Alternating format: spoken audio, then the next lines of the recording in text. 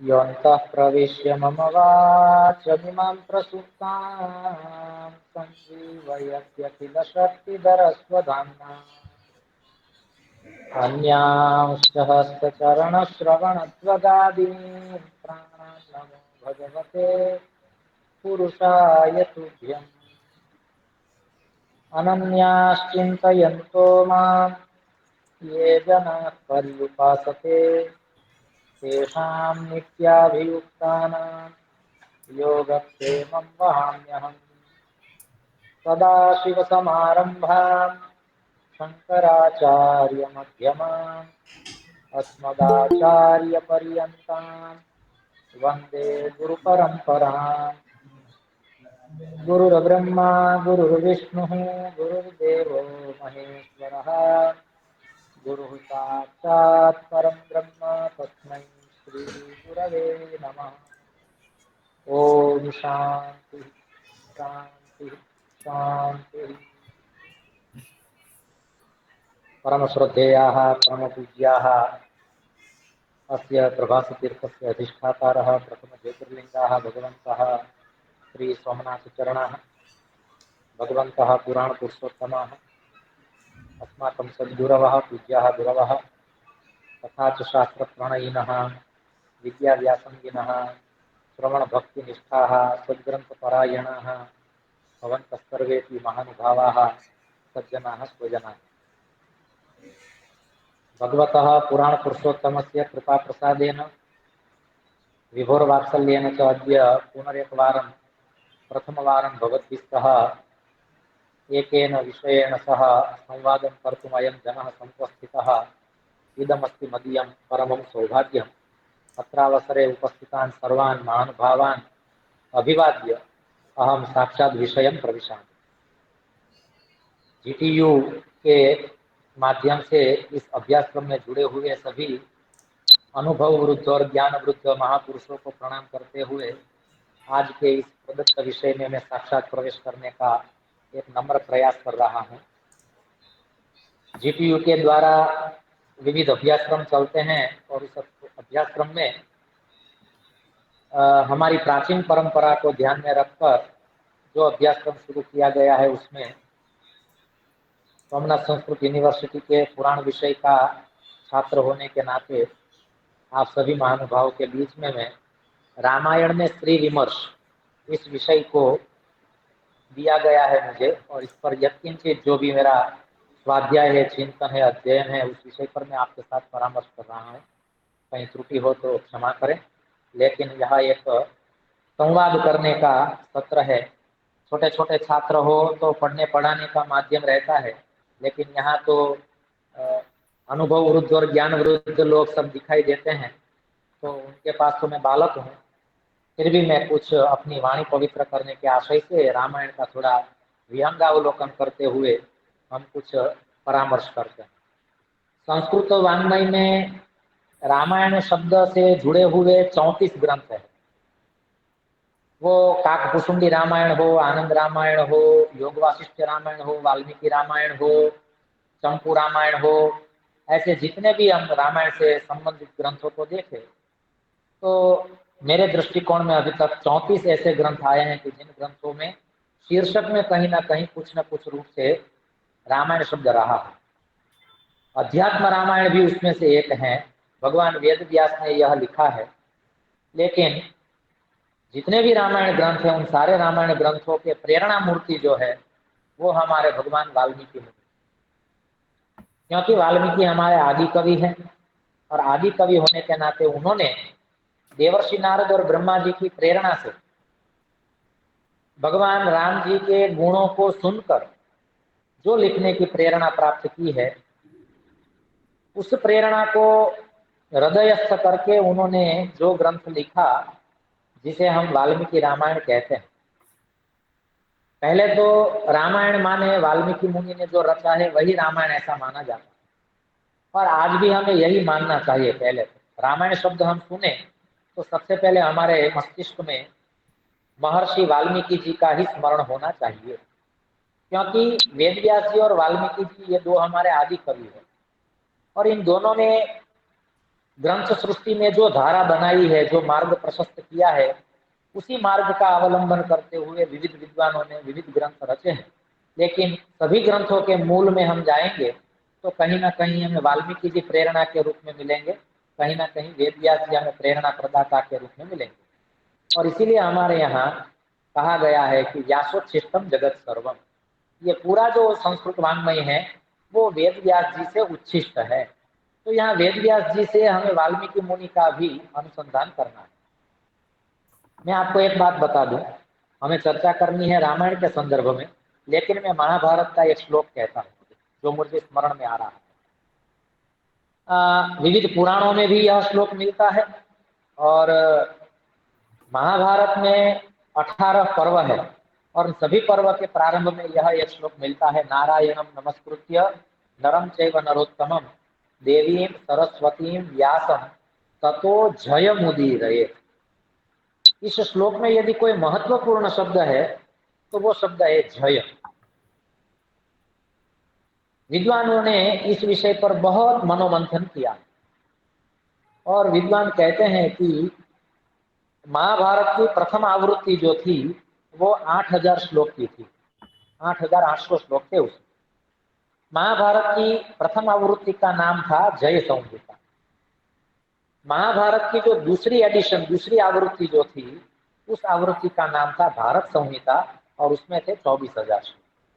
और महाभारत की जो अंतिम कृति, अंतिम आवृत्ति, अंतिम एडिशन, जो लास्ट एडिशन हमारे पास में है, जो पूना भांडारकर इंस्टीट्यूट से प्रकाशित हुआ है, जिसे समीक्षित आवृत्ति कहते हैं, उसमें 1,00,000 श्लोक की संख्या मानी गई है। लेकिन जब भी हम महाभारत कहते हैं तो हमें ये जय, भारत और महाभारत ऐसी 3 आवृत्तियां ध्यान में लेनी चाहिए। लेकिन महापुरुषों का एक चिंतन ऐसा है कि यहाँ ततो जयमुदीरये, जो जयमुदीरये में जो जय शब्द है वो इसलिए है कि आप जय संहिता का प्रारंभ कर रहे हैं। अब हम जय के विषय में कुछ कह रहे हैं, तो जय के विषय में कहना माने वेदव्यास जी ने और वाल्मीकि जी ने जो कुछ भी लिखा हो उन पूरे साहित्य को इकट्ठा किया जाए और एक ही शब्द में कहा जाए तो वो शब्द है जय। जय शब्द से हमें ये अर्थ ग्रहण करना होता है कि वाल्मीकि जी का समस्त वाङ्मय और भगवान वेद व्यास जी का समस्त वाङ्मय जिसमें आ जाता है, उसमें 18 पुराण, 18 उपपुराण, रामायण, महाभारत, इन सारे ग्रंथों का समावेश केवल एक जय शब्द में आ जाता है। तो हम जब जय शब्द का उच्चारण करते हैं तो हमारे मस्तिष्क में, हमारे हृदय में वेदव्यास जी और वाल्मीकि जी, दोनों महर्षियों की एक प्रतिकृति, एक छवि, एक चित्र हमारे हृदय में उपस्थित होना चाहिए। ये हमारी धारा कहती है, गुरु शिष्य परंपरा कहती है। तो रामायण में 34 ग्रंथ हैं, लेकिन हमें मूल को कभी नहीं भूलना चाहिए। हम मूल को भूल जाते हैं तो फिर भटक जाते हैं। तो जब भी रामायण की बात करनी हो तो हमें सबसे पहले वाल्मीकि मुनि ने जो रामायण ग्रंथ लिखा है वही देखना चाहिए। हालांकि रामायण विषय पर यहाँ अलग अलग विषयांग से कितने व्याख्यान हुए हैं मुझे पता नहीं है, लेकिन वाल्मीकि रामायण में 24,000 श्लोक है, जिसे गायत्री मंत्र का विस्तार माना जाता है। गायत्री मंत्र में 24 अक्षर है, एक अक्षर पर 1,000 श्लोक वाल्मीकि जी ने लिखे और गायत्री मंत्र का विस्तार करते हुए उन्होंने 24,000 श्लोक का ये वाल्मीकि रामायण लिखा। रामायण शब्द का अर्थ भी आपने पूर्व के व्याख्यान में सुन लिया होगा, तो हम उस विषय में भी नहीं जाते हैं। अयन शब्द के बहुत सारे अर्थ होते हैं, जिसमें मार्ग, भक्ति, सेवा जैसे विविध अर्थ होते हैं। चरित्र, चरित, ऐसे बहुत सारे अर्थ होते हैं अयन शब्द के। राम शब्द तो प्रसिद्ध ही है। तो रामायण के संदर्भ में हमें यदि स्त्री पात्रों का विमर्श करना हो तो हमें पहले ये सोचना पड़ता है कि जब रामायण की बात करते हो या रामायण की बात हम करते हैं तो हमें भूल जाना चाहिए कि हम कलयुग में बैठे हैं। हमें सीधे ही चला जाना पड़ता है त्रेता युग में। हम त्रेता युग में जाएंगे तो ही इस बात को ठीक से समझ पाएंगे। कलयुग में बैठकर हम रामायण की बात कर सकते हैं, रामायण को समझ नहीं सकते। उस देश और काल में चला जाना पड़ता है, तब जाके वो तादात्म्य होता है, और तादात्म्य जब हो जाता है तो वो पूरा ज्ञान का जो मार्ग है वो प्रशस्त अपने आप बन जाता है और समझ में आ जाता है। किसी ग्रंथ के साथ हमारा तादात्म्य हो जाए तो फिर वो ग्रंथ समझ में आने लगता है। किसी व्यक्ति विशेष के साथ हमारा तादात्म्य हो जाए तो वो व्यक्ति विशेष के भी सारे भाव, उनकी क्रियाकलापें जो भी हैं वो ठीक से समझ में आने लगता है।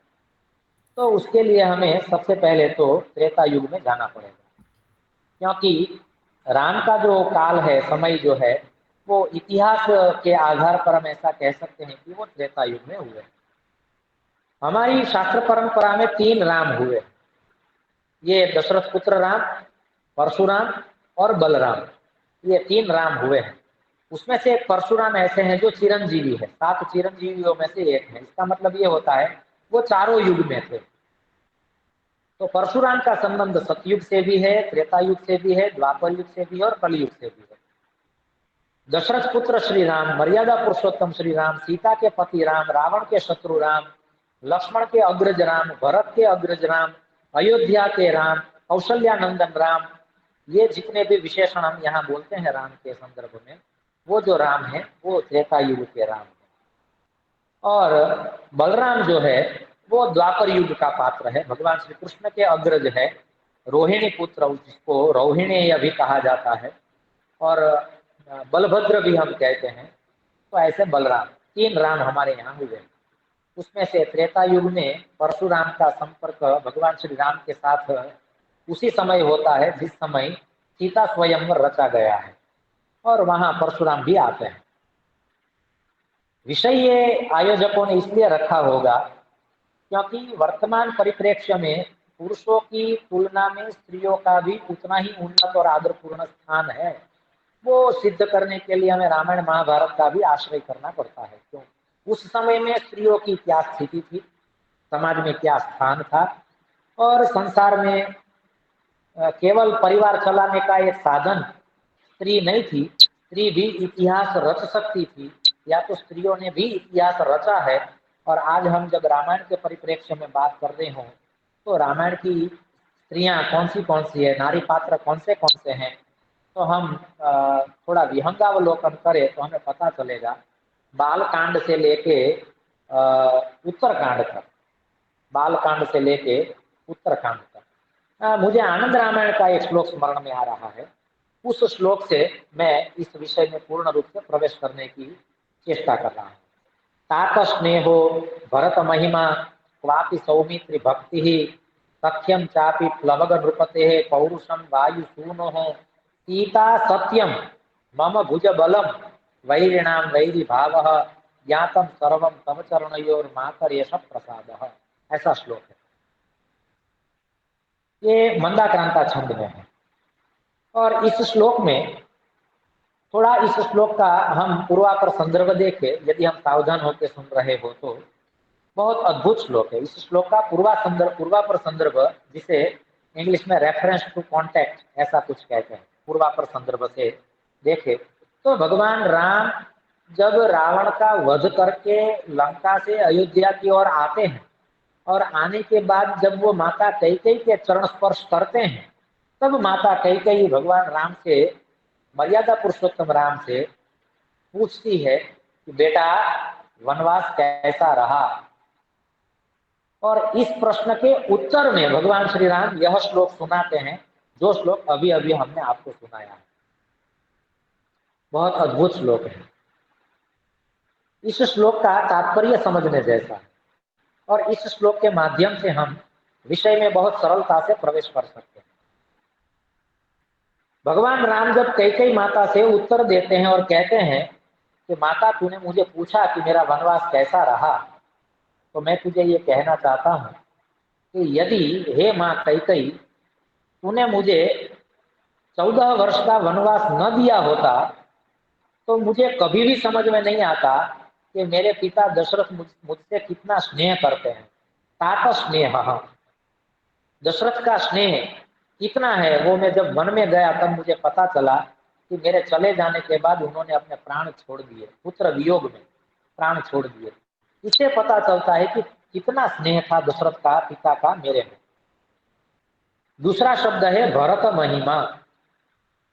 भरत महिमा, भरत का क्या महिमा है, भरत के हृदय में भी मेरे लिए कितना आदर भाव है, कितना प्रेम है, कितना सद्भाव है, वो मैंने वन यात्रा की तो मुझे पता चला।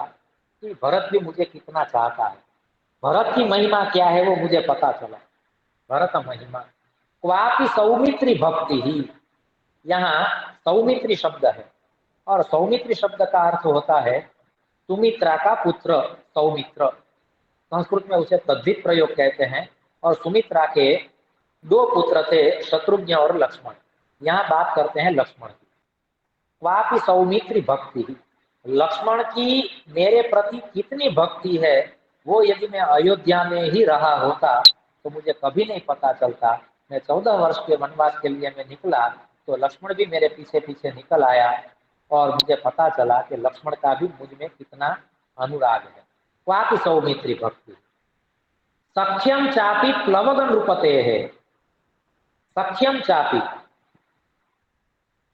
प्लवग नृपते, प्लवग शब्द का अर्थ होता है वानर। वानर का जो राजा है सुग्रीव, उस सुग्रीव की मित्रता मुझे प्राप्त हुई। ये मैं वन में गया तो मुझे सुग्रीव जैसा मित्र मिला। यदि मैं सुग्रीव को कभी नहीं मिल सकता यदि मुझे वनवास न मिलता, तो मुझे सुग्रीव जैसा एक अच्छा मित्र भी, जब आपने मुझे वनगमन के लिए प्रेरणा दी तो मुझे सुग्रीव जैसा मित्र भी मिला। पौरुषम वायु सूनो हो, वायु सूनु ऐसा शब्द है संस्कृत में जिसे हम कहते हैं वायुपुत्र। और वायुपुत्र माने हनुमान जी। हनुमान जी का पराक्रम भी मुझे, मैंने वन गमन किया तो मुझे पता चला। जैसे हनुमान जी जैसा मुझे भक्त भी मिला और हनुमान का पराक्रम देखने को मिला। यदि भगवान राम को वन की यात्रा न मिलती तो हनुमान में भी समुद्र लंघन करने का पराक्रम छिपा है, वो कभी भी बाहर नहीं आ सकता था। एक कैकेयी ने भगवान राम को 14 वर्ष का वनवास देकर कितने विविध प्रसंग खड़े किए हैं इसका पता चलता है। नहीं तो ये सारे पात्र छिप जाते, कभी हमें जानने को न मिलते। तो मुझे पता चला कि हनुमान का पराक्रम कैसा है, वो मैंने वन गमन किया तो मुझे पता चला। सीता सत्यम, यहाँ से मुख्य बात शुरू होती है। सीता सत्यम, सीता कितनी सच्ची है। मैं अभी तक समझता था कि सीता केवल जनक दुलारी है, जानकी है, मैथिली है और बड़े घर में जिसका जन्म पालन पोषण हुआ है, तो ऐसी एक राजपुत्री है, राजमहल में ही रह सकती है। लेकिन ये सीता इतनी सरल और कोमल होने के बाद भी मेरे साथ 14 वर्ष वन में घूम भी सकती है, कष्ट भी सह सकती है, लंका में भी मुझसे पहले पहुंच सकती है और वहां जाके रावण के मोरल को प्रथम तोड़ने का कार्य भी वही कर सकती है और अग्नि परीक्षा देने का सामर्थ्य भी वही रखती है। तो सीता का सत्य क्या है वो यदि मैं अयोध्या में ही रहा होता तो मुझे कभी भी पता नहीं चलता। सीता सत्यम, मम भुज बलम, मेरे बाजूबंद में कितना बल है वो भी मैं वन में नहीं आया होता तो मुझे कभी भी पता नहीं चलता। राम वन में गए हैं इसलिए तो राम राम बन गए हैं। संस्कृत भाषा में व और ब का कोई भेद नहीं है। राम वन गए, राम बन गए।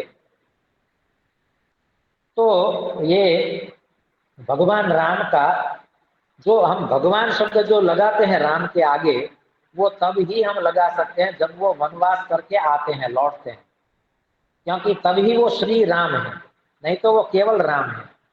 लेकिन उसे हम भगवान राम, मर्यादा पुरुषोत्तम राम, श्री राम जो भी कहते हैं, वो राम वन गए तो राम बन गए।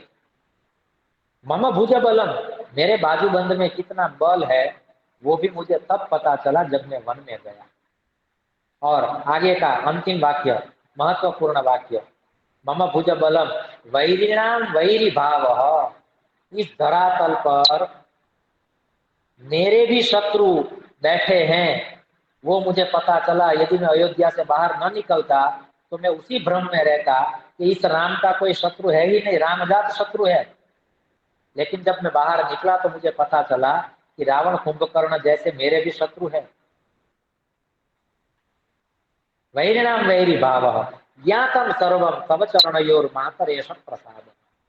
हे मातः, मैंने ये सब जाना है। कब जाना है? आपके कृपा प्रसाद से जाना है। यदि आपने मुझे 14 वर्ष का वनवास न दिया होता तो मैं कभी भी ये बात को नहीं जान सकता था। अब इस श्लोक की एक विशेषता और मैं आपको ये बता दूं कि इस श्लोक में जितने भी पात्रों का उल्लेख किया गया है, जो भी प्रसंग यहाँ लिए गए हैं, उनको रामायण को दृष्टि में रखकर हम देखेंगे तो पूरे रामायण के सारे कांड आ जाते हैं। तात स्नेह माने बाल कांड, बाल कांड में ही पता चल जाता है कि दशरथ राम को कितना चाहते हैं। भरत महिमा अयोध्या कांड, क्योंकि अयोध्या कांड में ही भरत जो है वो राम के प्रति अपना अनुराग व्यक्त करता है, राम के पीछे जाता है, वन में से उन्हें लौट आने के लिए कहने के लिए जाता है। हालांकि पादुका लेके ही आता है, लेकिन नंदीग्राम में रहता है और वो भी पूरा ऋषि और मुनि की तरह जीवन व्यतीत करने का संकल्प करता है। ये कथा हमें अयोध्या कांड में मिलती है। तो भरत महिमा माने अयोध्या कांड।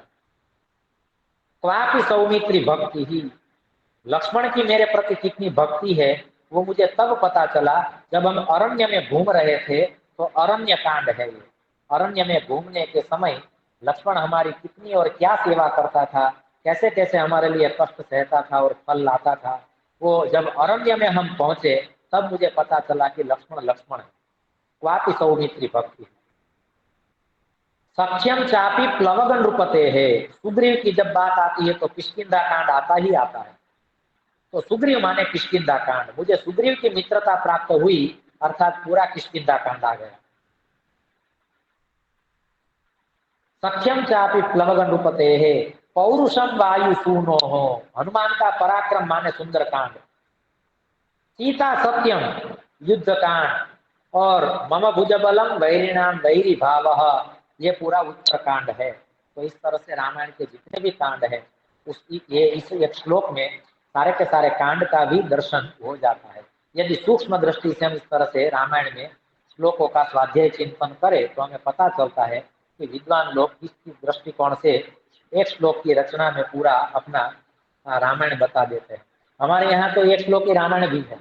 आदौ राम तपो वनादिगमनम हत्वा मृगम कांचनम वैदेही हरणम जटायु मरणम सुग्रीव संभाषणम वाली निग्रहणम समुद्र तरणम लंकापुरी दाहनम पश्चात रावण कुंभकर्ण हननम एतद्धि रामायणम। तो ये पूरा रामायण आ गया, सातों के साथ कांड आ गए। 34 रामायण माने तो आप 34 रामायण भी आ गए। हम ये भी कह सकते हैं कि इसी एक श्लोक के साथ हमारा व्याख्यान भी यहाँ समाप्त हो जाता है, ऐसा भी कह सकते हैं पूरे रामायण पर। हालांकि हम ऐसा करेंगे नहीं, लेकिन ये पूरा रामायण का सार है, पूरा भाव इसमें आ जाता है। हमें बात करनी है रामायण के विविध स्त्री पात्रों पर। तो हम स्त्री पात्र में प्रवेश करें उससे पहले हम स्त्री शब्द को जानें। स्त्री शब्द बहुत महत्वपूर्ण है। क्यों महत्वपूर्ण है?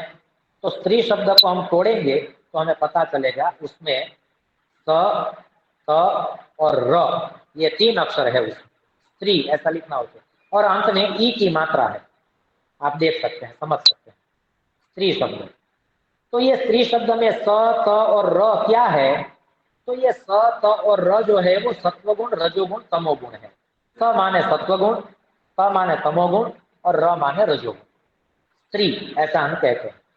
स्त्री शब्द से एक अर्थ निकलता है प्रकृति, क्योंकि प्रकृति में ये 3 गुण होते हैं, सत्व रज और तम। तो ऐसे सत्व रज और तम तीनों गुण वाली स्त्रियां यहाँ रामायण में मिलती है। हम सीता का स्मरण करें तो सत्व गुण है, हम सुमित्रा और कैकेयी का स्मरण करें तो वो रजोगुण है, और मंथरा, शूर्पणखा, इन सारी स्त्रियों का स्मरण करें तो हमें पता चलता है कि ये सारी तमोगुण है। तो स्त्री शब्द में तीनों गुण की स्मृति हो जाती है, या तो स्मृति होनी चाहिए। नहीं तो यहाँ वो नारी विमर्श ऐसा भी कर सकते थे, लेकिन उन्होंने रामायण में स्त्री विमर्श ऐसा विषय रखा है। जिन प्रबुद्धों ने, जिन महानुभावों ने ये विषय रखा है। हालांकि मनुष्य में भी सत्वगुण, रजोगुण, तमोगुण होते हैं, पुरुष पात्र में भी सत्वगुण, रजोगुण, तमोगुण होते हैं। लेकिन यहाँ मैं ये बात करना चाहता हूँ कि स्त्री शब्द में पूरा सांख्य शास्त्र आ जाता है, क्योंकि सांख्य शास्त्र जो है ना वो सत्व, रज और तम 3 गुण से जुड़ा हुआ है और प्रकृति पुरुष से जुड़ा हुआ है। तो लेकिन वहां पुरुष शब्द का अर्थ परम पुरुष ईश्वर ऐसा किया गया है सांख्य दर्शन में। हम रामायण के परिप्रेक्ष्य में बात करें तो तीनों गुणों से जुड़ी हुई नारियां या तो पात्र, सत्वगुण, रजोगुण और तमोगुण। अब हम चर्चा करें कि रामायण में कौन से स्त्री पात्र हैं। तो मेरा थोड़ा ये जो चिंतन है, हरेक कांड को केंद्र में रखकर, बाल कांड से लेके उत्तर कांड तक की यदि हम यात्रा करें तो उसमें जो भी स्त्री पात्र आते हैं, थोड़े हम सावधान होके केवल पहले तो उन स्त्री पात्रों का नाम याद रख सकते हैं, हमें पता होना चाहिए। इसके अलावा भी मैं यहाँ जो कहने जा रहा हूँ, इसके अलावा भी स्त्री पात्र हो सकते हैं, लेकिन प्रथम दृष्टि में इतने तो स्त्री पात्र हमारे मस्तिष्क में आने ही चाहिए, हमारे दिमाग में आने ही चाहिए। वो स्त्री पात्र कौन से हैं? तो हम बात शुरू करते हैं दशरथ की 3 पत्नियों के साथ, कौशल्या, सुमित्रा, कैकेयी। उसी तरह से हम विदेह राज में पहुंच जाएंगे तो वहां राजा जनक के यहाँ जनक राजा की जो पत्नी थी, जनक राजा की जो पत्नी है उसका नाम है सुनैना। हालांकि हम एक बात यह भी स्पष्ट करना चाहते हैं कि जनक का भी मूल नाम जो है वो कुशध्वज है, कुशध्वज है। जनक का एक नाम शिरध्वज, कुशध्वज नहीं शिरध्वज, और शिरध्वज के जो भाई थे उसका नाम था कुशध्वज। याद रखें, रामायण की स्त्री पात्रों के माध्यम से हम बहुत सारे रामायण के भाग को ठीक से समझ सकेंगे। शिरध्वज और कुशध्वज ऐसे 2 भाई थे। शिरध्वज की 2 पुत्रियां माने सीता और उर्मिला, और कुशध्वज की 2 पुत्रियां माने मांडवी और उर्मिला। तो यहाँ जनक के यहाँ 2 भाई की 4 पुत्रियां हैं, और यहाँ दशरथ राजा के यहाँ 3 पत्नियों के माध्यम से 4 पुत्र हुए हैं। तो उन 4 पुत्रों को इन 2 भाइयों की 4 पुत्रियां मिलती है। तो इस तरह से 3 माताएं माने 3 सास और 4 बहू, ऐसा हम यहाँ अन्वय कर सकते हैं। तो ये पहले पात्र में कौशल्या, सुमित्रा और कैकेयी, ये 3 आते हैं। फिर सीता, उर्मिला, मांडवी और श्रुतकीर्ति हम याद रखें। हालांकि वर्तमान परिप्रेक्ष्य में बहुत कम लोग जानते हैं कि भरत, शत्रुघ्न और लक्ष्मण की पत्नियों का नाम क्या था। कभी कभी लक्ष्मण की पत्नी का नाम उर्मिला था, ये पता चलता है, लेकिन भरत और शत्रुघ्न की पत्नी का नाम जब जानना हो तो थोड़ा हमें अभ्यास करना पड़ता है। हालांकि यहाँ से जुड़े हुए सब महानुभाव जानते ही होंगे, लेकिन फिर भी हम एक बार बता देना चाहते हैं कि भरत की पत्नी का नाम था मांडवी और शत्रुघ्न की पत्नी का नाम था श्रुतकीर्ति, श्रुतकीर्ति। ठीक है, तो ये हो गई 4 बहू इन 3 माताओं की। सुनयना जो जनक की शिरध्वज की पत्नी है, अर्थात सीता की पालक माता है, सीता की पालक माता है। यहाँ हम एक बात स्पष्ट ये कर देना चाहते हैं कि सीता शब्द भी यदि हम सावधान होकर नहीं लिखते हैं तो उसमें भी अर्थ का अनर्थ हो जाता है। सीता में ई की मात्रा दीर्घ करनी होती है, तो ही उसका अर्थ होता है जनक नंदिनी सीता। हालांकि सीता शब्द का अर्थ होता है वो खेत में जब हम जाते हैं और खेती करने के लिए, कृषि कार्य करने के लिए, तो वहां हम हल लेके जाते हैं, और उस हल में जो अग्रिम तीक्ष्णता होती है, अग्रिम तीक्ष्णता, उस तीक्ष्णता को सीता कहते हैं।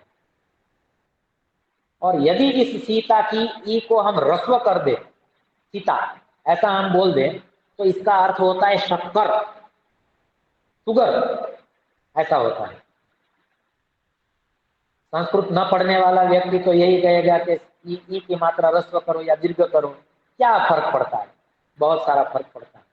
सीता ऐसा हम कहेंगे, ह्रस्व करेंगे सीता, सीता ऐसा करेंगे तो इसका अर्थ हो जाता है शक्कर, और सीता ऐसा अर्थ करेंगे तो हमारे हृदय में भाव उत्पन्न होता है मर्यादा पुरुषोत्तम श्री राम की अर्धांगिनी धर्मपत्नी सीता, जनक नंदिनी, झलक दुलारी सीता। अब यहाँ हमें यह भी स्पष्ट करना है कि और कौन से स्त्री पात्र हैं। मैं आपको एक बात यह भी स्पष्ट कर देना चाहता हूँ कि वाल्मीकि रामायण के आधार पर ही मैं आपके पास ये बातें रख रहा हूँ। बाकी सारे रामायण ग्रंथों का मैंने यहाँ जिक्र करना इसलिए थोड़ा, क्योंकि रामायण में स्त्री पात्र ऐसा ही कहा था। हालांकि मुझे पूछना चाहिए था कि वाल्मीकि रामायण में स्त्री पात्र या आनंद रामायण में स्त्री पात्र या योग वासिष्ठ रामायण में स्त्री पात्र या अध्यात्म रामायण में स्त्री पात्र, कौन से रामायण में स्त्री पात्र? ऐसा पूछना था। लेकिन हम रामायण शब्द जब पहली बार सुनते हैं तो हमें वाल्मीकि मुनि वाला रामायण भी सबसे पहले ध्यान में लेना होता है। तो उसी वाल्मीकि रामायण में हमें यह भी जानने को मिलता है कि दशरथ की एक पुत्री भी थी, अर्थात राम की एक बहन भी थी, जिसका नाम था शांता। शांता। रामायण ग्रंथ के आधार पर बहुत सारे ग्रंथ रचे गए, बहुत सारे ग्रंथ रचे गए। उसमें से एक ग्रंथ है, भवभूति नाम के विद्वान ने लिखा है उत्तर रामचरितम। उत्तर रामचरितम करके एक ग्रंथ है, उस ग्रंथ के रचयिता भवभूति है। और उस भवभूति ने भी अपने ग्रंथ में उत्तर रामचरितम में ही ऐसा उल्लेख किया है कि दशरथ की एक पुत्री थी शांता, उस शांता का विवाह हुआ था ऋषि श्रुंग के साथ। और विवाह करने के बाद वो जब वन में चली गई तो फिर वो भवन में कभी भी नहीं आई। हाँ, वो आती है, कब आती है? जब भगवान राम अश्वमेध यज्ञ करते हैं तब वो सबको निमंत्रित करते हैं और उस निमंत्रण के दौरान वो सब भी आते हैं। तो वर्तमान समाज में शांता की बहुधा चर्चा नहीं होती है, नहीं करते हैं कोई। लेकिन स्त्री पात्र की जब हम चर्चा रामायण के परिप्रेक्ष्य में कर रहे हो और शांता को भूल जाए तो वो चर्चा अधूरी मानी जाए। इसलिए हम यहाँ ये भी कहना चाहते हैं कि शांता जो है वो राम की बहन है, दशरथ की पुत्री है, ऋषि श्रुंग की पत्नी। तो एक शांता है। कैकेयी जब विवाह करके अपने घर से लौटी तब यहाँ अयोध्या में जब आई तब उसके साथ अपनी एक दासी थी जिसका नाम था मंथरा। यही मंथरा जो है वो द्वापर युग में कंस के यहाँ दासी बनकर कंस के लिए चंदन घिसा करती थी, जिसका नाम है कुब्जा। उसका मूल नाम है त्रिवक्रा, त्रिवक्रा, लेकिन उसे कुब्जा के नाम से ज्यादा प्रसिद्धि मिली। तो वो ये मंथरा ही है, ऐसा कहते हैं, हमारे धर्म ग्रंथ ऐसा कहते हैं।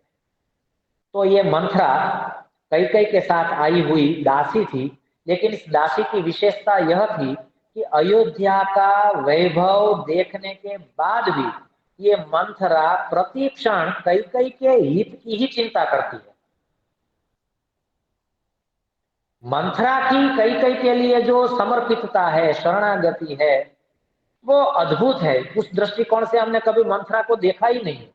लेकिन एक बार इस दृष्टि से देखा जाए कि मंथरा ने कैकेयी को जो भी कहा और कैकेयी ने दशरथ राजा से जो भी दो वरदान मांगे, लेकिन उसमें यदि हम तटस्थ रूप से, तटस्थ भाव से यदि हम मूल्यांकन करें, मीमांसा करें, तो मंथरा ने कोई गलती नहीं की। मंथरा ने तो अपना रोल बहुत हुबहू निभाया है। ऐसी ये मंथरा है, ये पूर्ण रूप से समर्पित है, वो कैकेयी की ही हित चिंता करती है। हालांकि कैकेयी भी जी जो है वो दशरथ के प्रति, कौशल्या के प्रति, सुमित्रा के प्रति, राम के प्रति अत्यद्भुत आदर रखती है।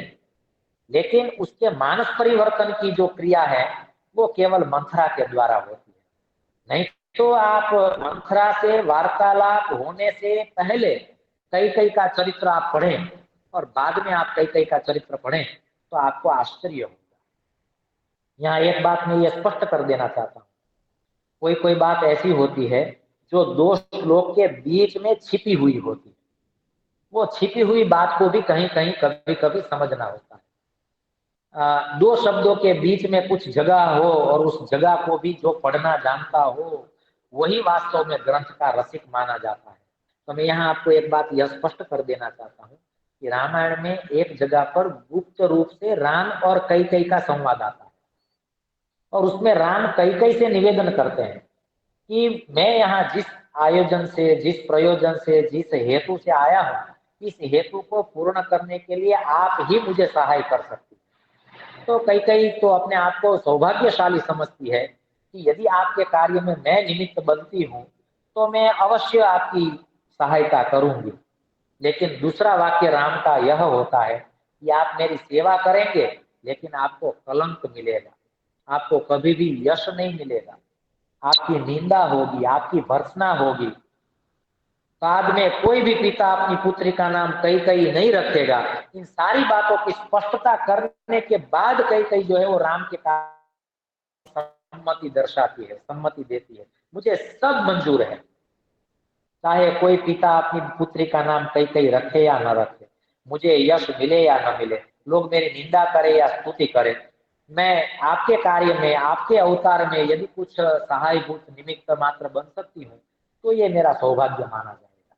परमात्मा कभी किसी का ऋण अपने मस्तिष्क पर नहीं रखते हैं। जैसे मैंने आपको पहले कहा कि रामायण काल में, त्रेता युग में जो कैकेयी की दासी मंथरा थी, वो द्वापर युग में कंस की दासी त्रिवक्रा या तो कुब्जा बनी। यही बात को हम दोहराते हुए कहते हैं कि रामायण में जो पात्र कैकेयी का है और भगवान राम ने कैकेयी को यश नहीं दिया, उसी यश का कार्य पूर्ण करने के लिए भगवान राम जब कृष्ण बन के आते हैं तो गोकुल में वो कैकेयी यशोदा बन के आती है और उनको पूर्ण रूप से यश दिया जाता है और इसीलिए उसका नाम होता है यशोदा। तो यश देने का कार्य भगवान ने यहाँ यशोदा को इस ऋण मुक्ति के हेतु से दिया है कि जहाँ कैकेयी को मुझे जो यश देना था, मातृ वात्सल्य देना था, मातृ प्रेम देना था, वो जो मैं नहीं दे पाया हूँ, वो मुझे अगले जन्म में पूर्ण करना है। तो भगवान कृष्ण जो है वो यशोदा को माता मानते हुए केवल यश प्रदान करने का कार्य करते हैं और अपने मुख में पूर्ण ब्रह्मांड का दर्शन करा देते हैं।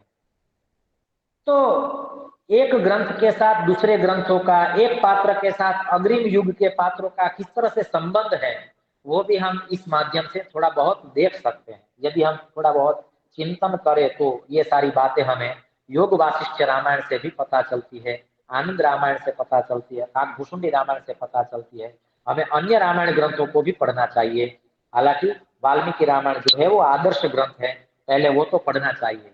मैं यहाँ एक बात स्पष्ट कर देना चाहता हूँ, भारत में जिन लोगों ने जन्म लिया है या तो परमात्मा ने जिन लोगों को भारत में जन्म दिया है, उन सब लोगों को एक बार पूर्ण रामायण और एक बार पूर्ण महाभारत अवश्य पढ़ना चाहिए, अवश्य पढ़ना चाहिए, ये मेरा मानना है। और हम पढ़ने के बाद आपको कह रहे हैं, नहीं तो कहने का हमारा भी अधिकार नहीं बनता।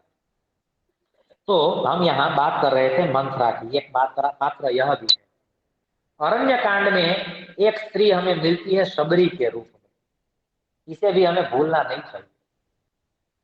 आपको आश्चर्य होगा, शबरी का जब प्रसंग आता है तो लोगों के दिमाग में यही बात आती है कि शबरी हीन जाति की थी और अपने मुख से झूठे किए हुए बोर उन्होंने भगवान राम को खिलाए। लेकिन आप वाल्मीकि रामायण का सूक्ष्म अध्ययन करेंगे तो आपको पता चलेगा कि जब लक्ष्मण भगवान राम से पूछता है कि भैया आपने इस हीन जाति की शबरी के झूठे बोर क्यों खाए, तब जो राम का जो उत्तर है ना, वो उत्तर समझने जैसा है। वहां रामायण में रामचंद्र जी लक्ष्मण से कहते हैं कि जब वो बोर खिला रही थी तब तुझे वो शबरी लग रही थी, मुझे माता कौशल्या लग रही थी, तो मैं कौशल्या का तो झूठा खा ही सकता हूँ और इस आशय से मैंने बोर खाए हैं। और जब भी मैंने उसे देखा है उस समय के दौरान तो मुझे केवल शबरी में कौशल्या के दर्शन हुए। ये बात स्पष्ट करता है कि अद्वैत भाव कितना बड़ा है। और अद्वैत शब्द जो है वो केवल भक्त का भगवान के लिए नहीं है, भगवान का भी भक्त के लिए है। भगवान का भी भक्त के लिए अद्वैत भाव होना चाहिए। भक्त का तो भगवान के लिए अद्वैत भाव होगा ही होगा, उसकी जब भक्ति परिपक्व होगी तब पता चलेगा। लेकिन शबरी एक रामायण का स्त्री पात्र है और उसे भूलना नहीं चाहिए। हम रामचरितमानस में जाएं, आज के समय में हम जब किसी को पूछते हैं ना, हालांकि आप सबका भी ऐसा अनुभव रहा होगा कि रामायण किसने लिखा, तो ज्यादातर लोग कहते हैं तुलसीदास जी ने। ऐसा नहीं, रामायण वाल्मीकि जी ने लिखा है। तुलसीदास जी ने जो लिखा है वो रामचरितमानस है। और रामचरितमानस में जब नवधा भक्ति की बात आती है, जो नवधा भक्ति की बात श्रीमद् भागवत महापुराण के 7वें स्कंद में भी आती है, प्रहलाद के प्रसंग में आती है, लेकिन वहां भक्ति में थोड़ा भेद है। प्रहलाद चरित्र में नवधा भक्ति के नाम अलग हैं और यहाँ शबरी के पास भगवान श्री राम स्वयं नवधा भक्ति का वर्णन करते हैं। आप पढ़ेंगे तो पता चलेगा। प्रथम भगति सज्जन कर संगा, दूसरी रति मम कथा प्रसंगा, यहाँ से नवधा भक्ति का प्रारंभ होता है। प्रथम भगति सज्जन कर संगा, रामचरितमानस में नवधा भक्ति में प्रथम भक्ति है अच्छे व्यक्ति का संग करना, ये प्रथम भक्ति है। जब भागवत जी में आप नवधा भक्ति देखेंगे तो वहां प्रथम भक्ति है श्रवण भक्ति, श्रवणम कीर्तनम विष्णु स्मरणम पाद सेवनम अर्चनम वंदनम दास्यम सख्यम आत्मनिवेदनम, इस तरह से नवधा भक्ति को रखा गया। तो शबरी जो है वो भगवान श्री राम के मुख से नवधा भक्ति का उपदेश प्राप्त करके सायुज्य मुक्ति को प्राप्त होती है। और यह दृश्य देखने के बाद लक्ष्मण को पता चलता है कि शबरी कौन थी। हालांकि वो भील जाति की थी, हीन जाति की थी, वन में ही रहती थी, ऐसा नहीं। एक बात यहाँ हम स्पष्ट कर देना चाहते हैं, शबरी का जब भी प्रसंग निकलता है तो हम एक बात अवश्य स्मरण में आती है कि शबरी की जो गुरु भक्ति थी वो अद्भुत गुरु भक्ति थी। शबरी जब बाल्यावस्था में थी, 6 या 8 वर्ष की थी, तब उसके गुरुजी ने उसे कहा था कि तुझे अपने जीवन में स्वयं भगवान जहां भी होंगे वहां से चलकर तेरे पास आएंगे और तुझे दर्शन देंगे। वो आज की कोई शबरी नहीं थी, नहीं तो वो तुरंत पूछती तो मुझे तो दर्शन देंगे, लेकिन आपको दर्शन दिए, और यदि आपको दर्शन नहीं दिए तो मुझे कैसे दर्शन देंगे, ऐसा तर्क करती। लेकिन ये शबरी तर्क नहीं करती है, श्रद्धा रखती है। और 6 या 8 वर्ष की शबरी जब बूढ़ी होती है, 80-85 वर्ष की बूढ़ी होती है, तब तक उसके हृदय में एक बार भी इस शंका का जन्म नहीं होता है कि अभी भी क्यों राम के दर्शन नहीं हुए, या तो अभी भी क्यों भगवान स्वयं चलकर मेरे यहाँ नहीं आए। उसके हृदय में केवल एक ही भाव था कि मेरे शरीर में से प्राण तब ही निकलेंगे जब एक बार भगवान दर्शन मुझे देंगे, क्योंकि मेरे गुरुजी ने मुझे कहा है कि तुझे भगवान के दर्शन होंगे। जब तक भगवान के दर्शन नहीं होंगे तब तक मेरे शरीर में से प्राण निकल ही नहीं सकते। ये जो श्रद्धा है शबरी की गुरु के वचन में, क्योंकि शबरी के गुरु थे मतंग ऋषि, वो मतंग ऋषि की शिष्या थी। एक बार ही गुरुजी ने कह दिया कि तुझे भगवान राम स्वयं चल कर आएंगे और दर्शन देंगे, तो इस शबरी पात्र को भी नहीं भूलना चाहिए। भगवान जब राम विश्वामित्र ऋषि के साथ जब चलते हैं, अयोध्या कांड में एक स्त्री ऐसी आती है कि जो स्त्री पहले पाषाण के रूप में है और फिर मूर्तिमंत रूप में आती है, जिसे हम कहते हैं अहल्या। अहल्या, ये अहल्या शब्द जो है वो थोड़ा अपभ्रंश है। इसका नाम है अहन्या। अहन्या, अहन्या शब्द का अर्थ होता है जो मारने के काबिल या तो लायक नहीं है, मारने के काबिल या लायक नहीं है। इसलिए हमारे यहाँ धर्मशास्त्र में भी कहा है कि कभी स्त्रियों को नहीं मारना चाहिए, स्त्री पर हाथ नहीं उठाते। और हमारे यहाँ तो गुजराती में बाल्यावस्था में यही कहते थे। जब कोई भाई अपनी बहन को मारता था तो हम जब छोटे थे तब कहते थे कि बेन ने नो मराई ने हाथ में कांटा उगसे। यदि आप बहन को मारोगे तो अपने हाथ में कंटक पाओगे। तो यहीं से अहन्या का और अहल्या का चरित्र शुरू हो जाता है। ये बात समझने जैसी। भगवान श्री राम अपने चरण स्पर्श से उस शीला में से अहल्या का आविर्भाव करते हैं और एक स्त्री अद्भुत संदेश देकर जाती है। लेकिन हम यहाँ रामायण के जो भी स्त्री पात्र हैं उसमें 3 तरह के स्त्री पात्र हैं मेरी दृष्टि से। एक भवन में रहने वाले, एक वन में रहने वाले और एक आसुरी वृत्ति वाले, 3 तरह के स्त्री पात्र हैं। भवन में रहने वाले स्त्री पात्र में कौशल्या, सुमित्रा, कैकेयी, सीता, उर्मिला, सुतकीर्ति, मांडवी, सुनैना, ये सब आ जाएंगे। वन में रहने वाले जब स्त्री पात्र की हम चर्चा करेंगे तो राम की बहन शांता, अहल्या, और महत्वपूर्ण बात अब हम आपको कहने जा रहे हैं कि जब भगवान राम सीता के साथ अरण्य में से गुजर रहे थे, जा रहे थे, तब बीच में अत्रि ऋषि का आश्रम आता है। और अत्रि ऋषि के आश्रम में अत्रि ऋषि भगवान राम को पढ़ाते हैं या तो उपदेश देते हैं। उसी समय अत्रि ऋषि की पत्नी अनसुया जो है वो सीता को अद्भुत उपदेश देती है। मेरा यह मानना है ये अनसुया और सीता का जो संवाद है रामायण में वो समझने जैसा है। कोई भी स्त्री विवाह करने के बाद जब ससुराल जाए तो ससुराल जाने से पहले ये अनसुया और सीता का संवाद एक बार अवश्य पढ़ना चाहिए। ये आता है श्रीमद् वाल्मीकि रामायण के अयोध्या कांड में आता है और अयोध्या कांड में 118वां अध्याय है। ये अध्याय अवश्य पढ़ना चाहिए। हम केवल स्त्री विमर्श पर बात कर रहे हैं, इसलिए अनसुया और सीता का संवाद क्या हुआ ये हम नहीं कह रहे हैं, लेकिन ये संवाद अद्भुत। अनसुईया जो सीता को ज्ञानोपदेश देती है वो अद्भुत ज्ञानोपदेश है। तो वन में रहने वाले जो स्त्री पात्र हैं उसमें, हालांकि वन में जब भगवान राम विचरण करते हैं तो बहुत सारे ऋषि मुनियों के आश्रम आते हैं, और सारे ऋषि मुनियों की जो भी पत्नियां थी उन सारी पत्नियों का भी यहाँ उल्लेख करना आवश्यक होता है। लेकिन जब भगवान राम अयोध्या में होते हैं, दशरथ राजा भी अयोध्या में होते हैं, तो उनके कुल गुरु के रूप में वशिष्ठ ऋषि है। वशिष्ठ ऋषि जो है वो रघुवंश के कुल गुरु है। आज के समय में हम फैमिली डॉक्टर रखते हैं, लेकिन उस समय में वो फैमिली गुरु रखते थे। आज के समय में फैमिली गुरु नहीं होता है, होता है कहीं कहीं होता है, कोई कोई रखते हैं। और जो फैमिली गुरु रखता है ना उसको कभी फैमिली डॉक्टर की आवश्यकता नहीं पड़ती है। तो फैमिली गुरु नहीं रहे इसलिए हमें फैमिली डॉक्टर, फैमिली वकील, फैमिली सीए और ये सब सारे पात्र रखने पड़ते हैं आज के समय, आज के परिप्रेक्ष्य में हम बात करें तो उन सारे ऋषि मुनियों की जो पत्नियां थी वो सारी पत्नियों को भी भगवान राम प्रणाम करते हुए, जहाँ कुछ भी कुछ सीखना हो, उपदेश लेना हो, कोई प्रश्न हो तो। लेकिन यहाँ की एक विशेषता यह, एक बात मुझे बहुत स्पर्शती है इसलिए मैं आपके समक्ष रख रहा हूँ कि जब भगवान राम अयोध्या में से वन के लिए प्रस्थान करते हैं, वन के लिए प्रस्थान करते हैं तो ऋषि मुनियों के आश्रम में जाते हैं, तो ऋषि मुनियों के हृदय में एक भाव उत्पन्न होता है। लेकिन भाव उत्पन्न होने के साथ साथ एक प्रश्न भी उत्पन्न होता है। ये प्रश्न बहुत महत्वपूर्ण है।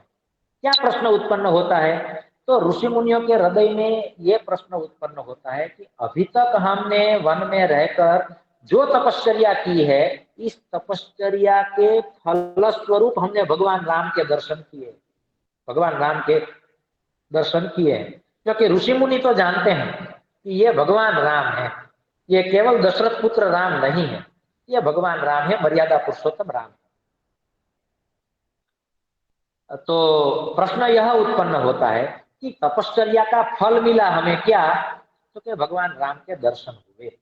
लेकिन अब उनके हृदय में प्रश्न यह उत्पन्न होता है कि राम के दर्शन का फल क्या मिलेगा?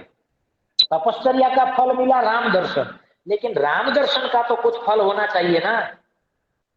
तो महापुरुषों का चिंतन ये कहता है कि जब भरत राम को ढूंढता हुआ वन में आता है और इन ऋषि मुनियों के आश्रम में जब जाता है और भरत का राम के प्रति जो अनुराग है उस अनुराग को सारे ऋषि मुनि देखते हैं, तो हर एक ऋषि मुनि के हृदय में यही भाव उत्पन्न होता है कि तपश्चर्या का फल राम दर्शन था, लेकिन राम दर्शन का फल है भरत दर्शन। ऐसा संत भरत हमें देखने को मिला, भरत के दर्शन हमें हुए। भरत का, एक भाई का अपने भाई में इतना प्रेम हो सकता है, इतना समर्पण हो सकता है, इतना त्याग हो सकता है, ये तो हमने आज तक कहीं कभी भी नहीं देखा है। आज हमने देखा तो सब ऋषि मुनियों के हृदय में एक आस्था दृढ़ हुई भरत को मिलने के बाद कि भगवान राम के दर्शन का फल है भरत दर्शन। हालांकि ये यात्रा आगे भी बढ़ सकती है, लेकिन हम कलिकाल के जीव है इसलिए यात्रा को आगे बढ़ाएंगे। लेकिन उस समय ऋषि मुनियों के हृदय में यात्रा आगे नहीं बढ़ी, नहीं तो कलयुग का जीव होता है तो तुरंत प्रश्न होता है तो फिर भरत दर्शन का फल क्या मिला? तो ये तो यात्रा चलती ही रहेगी। तो हम वहां थोड़े हम विराम लेते हैं इस विषय पर। अनसुईया जो सीता को उपदेश देती है वो उपदेश बहुत अद्भुत है। प्रत्येक स्त्री को यह उपदेश एक बार पढ़ना चाहिए, ऐसा हमारा मानना है। फिर वहां से जब आगे बढ़ते हैं तो किष्किंधा कांड जो आता है रामायण का, किष्किंधा कांड, किष्किंधा कांड में एक स्त्री है जिस स्त्री का नाम है वाली की पत्नी तारा। वाली की पत्नी तारा। एक श्लोक हमारे यहां प्रसिद्ध है, वो कहां का है? तो अयो अहल्या द्रौपदी सीता तारा मंदोदरी तथा पंचयता संस्मरे नित्यम महापातक नाशनम। हमारे यहाँ शास्त्र में ऐसा कहा है कि इन 5 स्त्रियों का अवश्य स्मरण करना चाहिए। कौन सी 5 स्त्रियां कही? अहल्या, द्रौपदी, सीता, तारा, मंदोदरी। इन 5 स्त्रियों में से 4 स्त्री ऐसी है जो रामायण की है, एक स्त्री केवल महाभारत की है, द्रौपदी। हमें यहां से पता चलता है कि रामायण में स्त्री पात्र का क्या महत्व था। देखिए, विश्वामित्र स्मृति का यह श्लोक है और इस श्लोक में स्वयं विश्वामित्र ऋषि कहते हैं कि इन स्त्रियों का स्मरण करना चाहिए। तो हम बात कर रहे थे किष्किंधा कांड में वाली की पत्नी जो तारा है, वो तारा हमारे यहाँ 3-4 ताराएं हो गई, 3-4 ताराएं हुई है।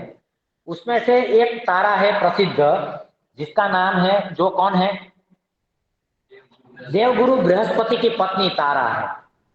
लेकिन हम उस तारा के संदर्भ में नहीं जाएंगे क्योंकि वो पुराणांतर की कथा है। हम यहाँ रामायण से जुड़े रहना चाहते हैं, इसलिए इस विषय में नहीं जा रहे हैं। लेकिन वाली की पत्नी जो तारा है, वो तारा भी अद्भुत पात्र है किष्किंधा कांड का या तो रामायण का, ऐसा हम कह सकते हैं। उससे आगे तारा के बाद आता है मंदोदरी। मंदोदरी, अब हम लंका में प्रवेश करेंगे तो हमें यहाँ 3-4 स्त्रियां मिलती है। एक है रावण की पत्नी मंदोदरी। मंदोदरी जिसका उदर अत्यंत मंद था, ऐसी मंदोदरी। मंदम उदरम यस्याह सा मंदोदरी इति बहुब्रीहि, ये बहुब्रीहि समास। तो हम यहाँ ये कहना चाहते थे कि एक जो है वो रावण की पत्नी है मंदोदरी, एक जो है वो रावण की चचेरी बहन है जिसको हम कहते हैं शूर्पणखा। शूर्पणखा, जिसका मूल नाम है शूर्पनखा। शूर्पणखा नहीं, शूर्पनखा, सुपड़े जैसे जिसके नख थे। आज के समय में हम देखते हैं ना, बहुत सारी स्त्रियां अपने बड़े बड़े नख रखती है। तो वो नख रखने वाली स्त्री का चाहे कुछ भी नाम हो, लेकिन रामायण की दृष्टि से वो शूर्पणखा है, शूर्पनखा है। बड़े बड़े नाखून जो रखती हो उसको शूर्पनखा कहते हैं। शूर्प जैसे सुपड़ा जेवा जेना नख छे एवी, ए ते बहुव्रीहि समास है, शूर्पनखा। और एक अशोक वाटिका में सीता को सबसे ज्यादा आश्वासन जिसे मिला वो है त्रिजटा। त्रिजटा, लेकिन ये त्रिजटा भी बाद में आती है। हनुमान जी जब लंका में प्रवेश करते हैं तो लंका में प्रवेश करने के समय हनुमान को अवरुद्ध करने के लिए, रोकने के लिए वहां एक राक्षसी आती है जो द्वारपाल के रूप में थी, जिसका नाम था लंकिनी। लंकिनी, हालांकि उससे पहले भी एक स्त्री पात्र आता है कि भगवान हनुमान जी जब समुद्र लंघन कर रहे थे तो समुद्र के बीच में से एक राक्षसी उत्पन्न हुई। कौन है वो? सिंहिका। सिंहिका। लेकिन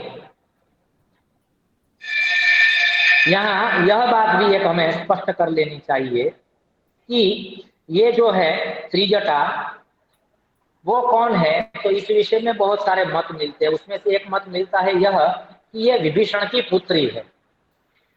विभीषण की पुत्री है त्रिजटा, क्योंकि सात्विक वृत्ति वाली थी और सीता को आश्वासन देती थी। हालांकि राक्षसियों से घिरी हुई सीता थी, लेकिन फिर भी वो जो त्रिजटा है वो सीता को आश्वासन देती है। तो शूर्पणखा, त्रिजटा, एक नाम है सुलोचना। ये भी लंका का एक पात्र है। कौन है सुलोचना? इंद्रजीत की पत्नी है सुलोचना, याद रखें। रावण और मंदोदरी के 2 पुत्र थे, जिसमें से एक पुत्र था अक्षय कुमार और दूसरा पुत्र था इंद्रजीत, जिसका एक नाम मेघनाथ भी है। उस इंद्रजीत की, मेघनाथ की जो पत्नी थी उसका नाम था सुलोचना। नाम 2 समान लगते, सुलोचना और सुनयना, सीता की माता और इंद्रजीत की पत्नी, लेकिन वहां दोनों के लिए शब्द अलग अलग है, सुनयना और सुलोचना, ऐसा वहां मिलता है। भगवान राम जब विश्वामित्र के साथ सबसे पहले अयोध्या से जब निकलते हैं तो निकलने के तुरंत बाद उन्हें एक राक्षसी मिलती है, जिस राक्षसी का नाम है ताड़का। उसे ताटका भी कहते हैं।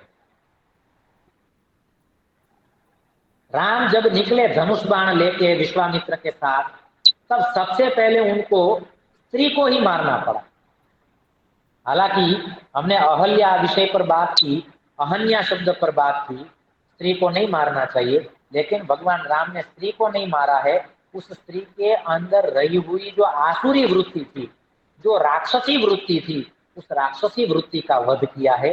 इसलिए ताटका को मारा। इसका नाम ताटका है, हिंदी में या अवध भाषा में उसे ताड़का कहते हैं। भगवान कृष्ण जब आते हैं, मथुरा में जन्म लेने के तुरंत बाद गोकुल पहुंचते हैं और छठे ही दिन वो पूतना को मारते हैं। तो वहां भी पहले स्त्री आई, यहाँ भी पहले स्त्री आई, और दोनों जगह पर राम ने भी पहले स्त्री को मारा, कृष्ण ने भी पहले स्त्री को मारा।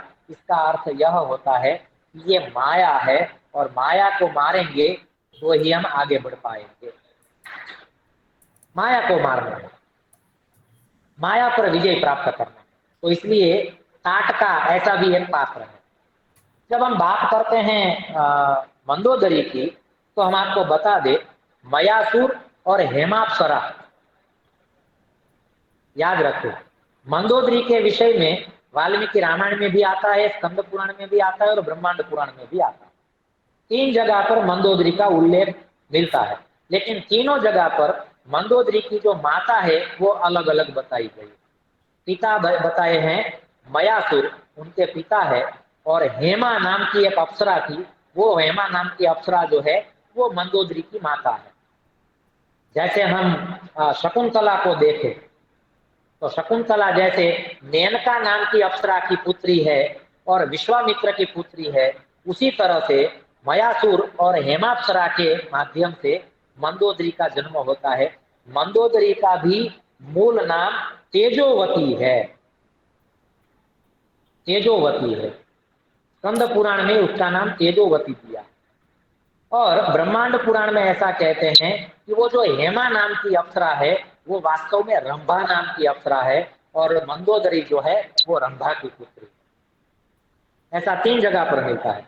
रावण और मंदोदरी के द्वारा 2 पुत्र होते हैं, अक्षय कुमार और मेघनाथ, जिसकी हमने बात पूर्व में ही कर दी है।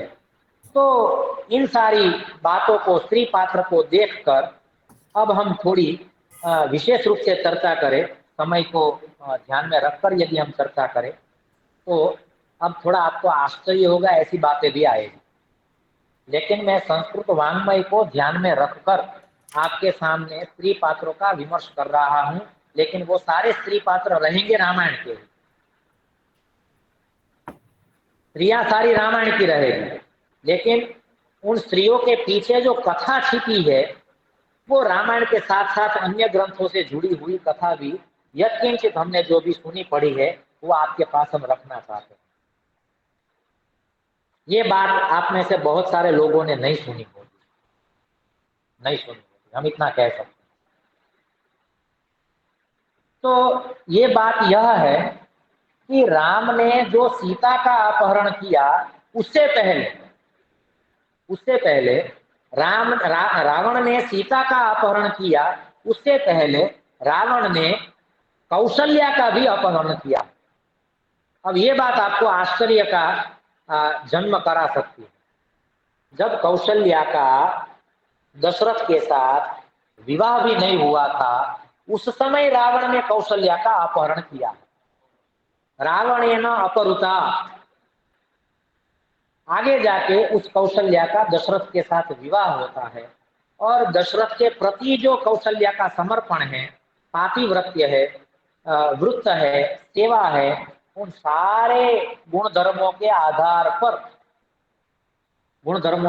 पर, हालांकि यहाँ एक बात हम स्पष्ट कर दे कि दशरथ की जो 3 पत्नियां थी, उन तीनों पत्नियों में यदि रूप में कोई सर्व सुंदर हो, सर्वांग सुंदर हो, तो वो कैकेयी थी। गुणों में यदि कोई सर्वांग सुंदर हो तो वो कौशल्या थी, लेकिन व्यवहार कुशल कोई यदि हो तो वो सुमित्रा थी। तीनों पत्नियों का, राम की तीनों माताओं का कोई ना कोई विशेष गुण धर्म रहा है। तो हम यहाँ एक बात ये कहना चाहते हैं। फिर सुमित्रा आती है, और सुमित्रा जो है, जिसको रामायण में बहुत संवाद के रूप में नहीं लिया गया, सुमित्रा भी बहुत कम बोलती है और सुमित्रा की आने वाली बहू उर्मिला वो भी बहुत कम बोलती है। रामायण में इन दोनों के संवाद है ही नहीं। कभी कभी तो लगता है कि ये दोनों तूषणी मौन है, बोलना जानती ही नहीं है। ऐसा नहीं है। एक प्रसंग मुझे यहाँ अवश्य कहना चाहिए आपको, इसलिए मैं कह रहा हूं कि भगवान राम कौशल्या को तो अधिक स्नेह करते ही थे, कैकेयी को भी अधिक स्नेह करते थे, लेकिन वो सुमित्रा को सबसे ज्यादा स्नेह करते थे। और इस विषय में रामायण में एक प्रमाण यह मिलता है कि कैकेयी ने तो भगवान राम को वनवास दिया था। वनवास मिलते ही भगवान राम जो है वो कौशल्या के चरण स्पर्श करने के लिए और वन में जाने की अनुमति तो नहीं लेते, लेकिन कहते हैं कि माँ अब मैं वन जा रहा हूँ। तो कौशल्या को भी वो कहने जाते हैं। लेकिन राम का सुमित्रा के प्रति इतना अनुराग था कि भगवान राम स्वयं ऐसा सोचते हैं कि मैं सुमित्रा को इस समय अपना मुंह नहीं दिखा सकता, वो नहीं सह पाएगी। इतना अधिक स्नेह था राम और सुमित्रा में। लेकिन उसको साइलेंट लव कहते हैं इंग्लिश में। कभी भी ये इतिहास में विस्तृत रूप से वर्णित नहीं किया गया। ऐसा इन दोनों के बीच में स्नेह था। और राम जब सुमित्रा के पास नहीं जा सकते हैं, उस समय जब लक्ष्मण आके भगवान राम को कहते हैं कि मैं भी आपके साथ वन चलूंगा, तो भगवान राम लक्ष्मण के बहाने सुमित्रा को मिलने जाते हैं और लक्ष्मण को कहते हैं तुझे आना हो तो पहले तू अपनी माँ की अनुमति लेके आ। और उस समय लक्ष्मण सुमित्रा की अनुमति लेने के लिए जाता है और वहां सुमित्रा एक श्लोक बोलती है। रामायण के चुने हुए श्लोकों में से एक श्लोक यह है। जैसे शबरी चख चख कर बोर खिलाती है ना, उसी तरह से रामायण के चख चख कर हम श्लोक आपको खिलाते हैं अभी। रामं दशरथं विद्धि मां विद्धि जनकात्मजाम् अयोध्यामटवीं विद्धि गच्छ पुत्र यथा सुखम। ऐसा श्लोक बोलती है सुमित्रा। बहुत अद्भुत श्लोक है। पहले तो सुमित्रा लक्ष्मण को यही कहती है कि ऐसा अवसर मिले तो तुझे पूछने के लिए आना ही नहीं चाहिए। यदि तू मेरा पुत्र हो तो तुझे राम की सेवा के लिए बिना पूछे निकल जाना चाहिए।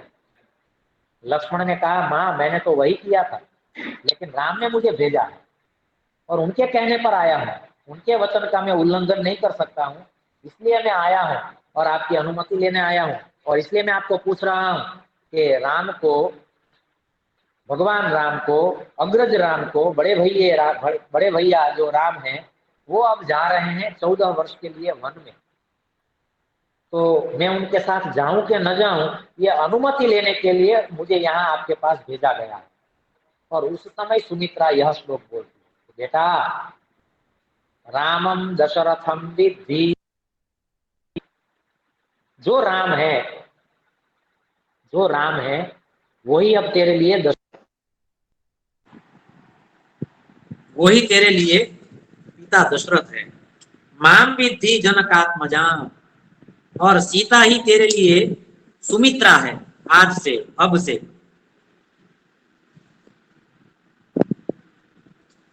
विद्धि अयोध्या मटवीं विद्धि, वो अयोध्या से नहीं जा रहा है। राम जहां जाएंगे और राम जहां रहेंगे वो अयोध्या कहलाएगी। अयोध्या अटवीं विद्धि, अटवी माने जंगल, वन। उन सारे वन को तू अयोध्या समझ जहां राम रहते हैं। राम जहां है वही अयोध्या है। अयोध्या में राम नहीं रहते हैं, राम जहां रहते हैं वहां अयोध्या रहती है। गच्छ पुत्र यथा सुखम, हे पुत्र गच्छ, तू प्रेम से जा सकता है और सेवा में जुड़ सकता है। तो केवल इतने ये वचन जो सुमित्रा के हैं, वो रामायण में कौशल्या जो कुछ भी बोली है, व्याख्यान चाले सकते।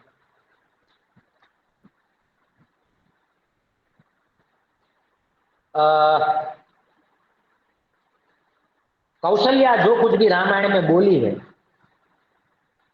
कैकेयी ने भी बहुत कुछ बोला है, कहा है, लेकिन सुमित्रा बहुत कम बोली है। लेकिन जो बोली है वो ऐसा बोली है कि उन दोनों से भी ज्यादा वो मायने रखता हो, ऐसा अत्यंत भावपूर्ण वचन कहे गए हैं। तो मैं यहाँ आपके साथ यह स्पष्ट कर देना चाहता हूँ कि लक्ष्मण और शत्रुघ्न ऐसे दो पुत्र सुमित्रा के हुए, और सुमित्रा की त्याग भावना देखिए। हालांकि हमारे यहाँ ऐसा कहा जाता है कि रामायण को भी यदि आपको अन्य शब्द के माध्यम से समझना हो तो केवल एक ही शब्द है, और वो है त्याग। रामायण माने त्याग, त्यागने की कला। व्यक्ति कितना कॉम्प्रोमाइज कर सकता है उससे पता चलता है कि उसका व्यक्तित्व क्या है। त्याग भावना कितनी है उससे पता चलता है कि व्यक्तित्व क्या है। तो इस रामायण को यदि पारमार्थिक शब्द से जाना जाए, पहचाना जाए, समझा जाए तो केवल है त्याग। और महाभारत को यदि एक शब्द में समझना हो तो वो है ममता। महाभारत माने ममता। ममता का क्या परिणाम आया? युद्ध हुआ। और रामायण का क्या परिणाम आया कि जहां त्यागने की बात ही कही गई है। राम गद्दी देने के लिए तैयार है, त्यागने के लिए तैयार है। भरत स्वीकृत करने के लिए तैयार नहीं है, भरत भी त्यागने के लिए तैयार है। तो यहाँ सुमित्रा जो है वो भी त्याग की मूर्ति है, और वो अपने दोनों पुत्रों को दे देती है, दोनों पुत्रों को दे देती है एक एक भाई की सेवा में। शत्रुघ्न को दे दिया भरत की सेवा में, और लक्ष्मण को दे दिया राम की सेवा में। यह है सुमित्रा का त्याग, यह है सुमित्रा का स्त्री विमर्श, यह है सुमित्रा का स्त्री पात्र, जिसकी हम अभी चर्चा कर रहे हैं कि लक्ष्मण को मिल गए श्री राम और शत्रुघ्न को मिल गया श्री भरत। तो यहाँ एक बात हम यह और भी स्पष्ट कर देना चाहते हैं, आपको सुन के आश्चर्य होगा लेकिन ये बात रामायण में है। राम लक्ष्मण भरत शत्रुघ्न इन चारों भाइयों में से जब राम बाल्यावस्था में जब सोते नहीं थे और मध्य रात्रि में जब वो रोते थे, तब कौशल्या सुमित्रा को बुलाती थी, और सुमित्रा को बुलाने के बाद वो कहती थी इस राम को तू अपनी गोद में ले ले। और सुमित्रा जब भी राम को अपनी गोद में लेती थी राम रोना बंद कर देते। जब भी राम को नींद नहीं आती थी बाल्यावस्था में, तब तब राम सुमित्रा के पास कथाएं सुनने के लिए, वार्ताएं सुनने के लिए, सोने के लिए चले जाते थे। हालांकि शब्द ही इतना अद्भुत है सुमित्रा। तो माता भी मित्र बन के रह सकती है, इसका उदाहरण सुमित्रा है। तो राम को भी जब नींद नहीं आती थी तो सुमित्रा अपनी गोद में लेके उन्हें जब सुलाती थी, लालन पालन करती थी, तब भगवान राम सुखपूर्वक शयन कर सकते थे, सुख से सो जाते थे। लेकिन यहाँ दूसरी एक बात महत्वपूर्ण यह है कि जब कैकेयी भरत को सुलाती थी और जब भरत रोता था रात को, तो केवल भरत को, राम जहां सोए थे वहां आके भरत को सुला देती थी। भरत शांत हो जाता, रोना बंद कर देता था, रोना बंद कर देता था केवल राम की उपस्थिति से। बाल्यावस्था से ही पता चल जाता है कि इस पुत्र के लक्षण कैसे हैं, इस पुत्री के लक्षण कैसे हैं। तो राम को सुमित्रा के पास जो सुख मिलता था वही सुख भरत को राम के पास मिलता था। ये महत्वपूर्ण, ये सारी संवेदनाएं हैं। रामायण की संवेदना देखे, हालांकि स्त्री शब्द का एक अर्थ ही संवेदना होता है, जो संवेदना से भरी है वही स्त्री है। नहीं तो हम देखते हैं कठोर रूप भी होता है नारी का, और कठोर रूप तब ही होता है जब उसकी संवेदना मर जाती है। स्त्री कठोर कब बनती है? जब उसकी संवेदना मर जाती है। जब तक संवेदना जीती है तब तक स्त्री स्त्री है। तो हम यहाँ एक बात यह भी स्पष्ट करते हैं कि भगवान राम सुमित्रा से अधिक प्रेम करते थे। इसका एक उदाहरण यह है, कितना स्त्री पात्र में, स्त्री विमर्श में सुमित्रा को केंद्र में रखकर कहा जाता है। हालांकि सुमित्रा ने कुछ नहीं कहा है। कभी कभी ऐसा होता है जो व्यक्ति कुछ नहीं कहता है ना, उसके विषय में बहुत कुछ कहा जाता है, और कभी कभी ऐसा होता है कि कुछ न कहने पर भी बहुत कुछ कहा जाता है। तो रामायण में जो कुछ नहीं बोले हैं उनके लिए भी बहुत कुछ बोला जाता है, या तो बोल सकते हैं। ऐसे दो पात्र हैं, उर्मिला और सुमित्रा। जब रामायण में युद्ध के दौरान लक्ष्मण को मूर्छा आ जाती है तब राम रोने लगते हैं, रोने लगते हैं, ऐसा वर्णन मिलता है। रामायण में ऐसा कहा है कि राम 3 बार रोए। रामायण में राम 3 बार रोए हैं। बाल्यावस्था में जो सहज रूप से रोया जाता है वो तो स्वाभाविक है, वो बाल सहज अवस्था है। लेकिन उसके अलावा राम 3 जगह पर रोए हैं। यदि सावधान हो के हम सुन रहे हो तो मैं ये तीनों प्रसंग आपके पास संक्षिप्त में रख रहा हूं। और जब पुरुष रोता है ना तो इसका अर्थ होता है कि बहुत कुछ खलीबली मच गई, तभी उसकी आंखों में से आंसू निकलते। और हालांकि हम यहाँ एक बात यह भी कहना चाहते हैं कि भगवान राम पहली बार जब रोते हैं तो वो कब रोते हैं, तो शास्त्र में उसका एक उल्लेख मिलता है। सद्य पुरी परिसरे श्री समृद्धि सीता जवा त्रिचतुराणि पदानि गत्वा गंतव्यमस्ति कियदित्य सकृत ब्रुवाणा रामाश्रण कृतवती प्रथमावतार। भगवान राम पहली बार कब रोए, इस श्लोक में यह वर्णन आता है। जब 14 वर्ष के वनवास के लिए भगवान राम सीता के साथ निकलते हैं और अयोध्या की सीमा पर पहुंचे हैं, सीमा पर पहुंचे हैं, और सीमा पर पहुंचते ही सीता ने राम से एक प्रश्न कहा है, पूछा है। क्या प्रश्न पूछा है कि प्रभु अब और कितना चलना है। तब भगवान राम की आंख में आंसू आ जाते हैं कि हम 14 वर्ष के लिए निकले हैं और अभी अयोध्या की सीमा अभी अभी ही समाप्त हुई है और सीता पूछ रही अभी भी कितना चलना है, तो ये 14 वर्ष मेरे साथ किस तरह से काटेगी, किस तरह से रहेगी। रामाश्रण कृतवती प्रथमावतार। सीता के इस एक प्रश्न ने राम को अंदर से हिला दिया है और राम की आंख में आंसू आ जाते हैं कि ये सीता, कोमल सीता वन में 14 वर्ष मेरे साथ कैसे बिताएगी। प्रथम बार कब रोते। दूसरी बार राम कब रोते हैं, जब लक्ष्मण को मूर्छा आती, और मूर्छा आती है तब भी राम क्यों रोते हैं।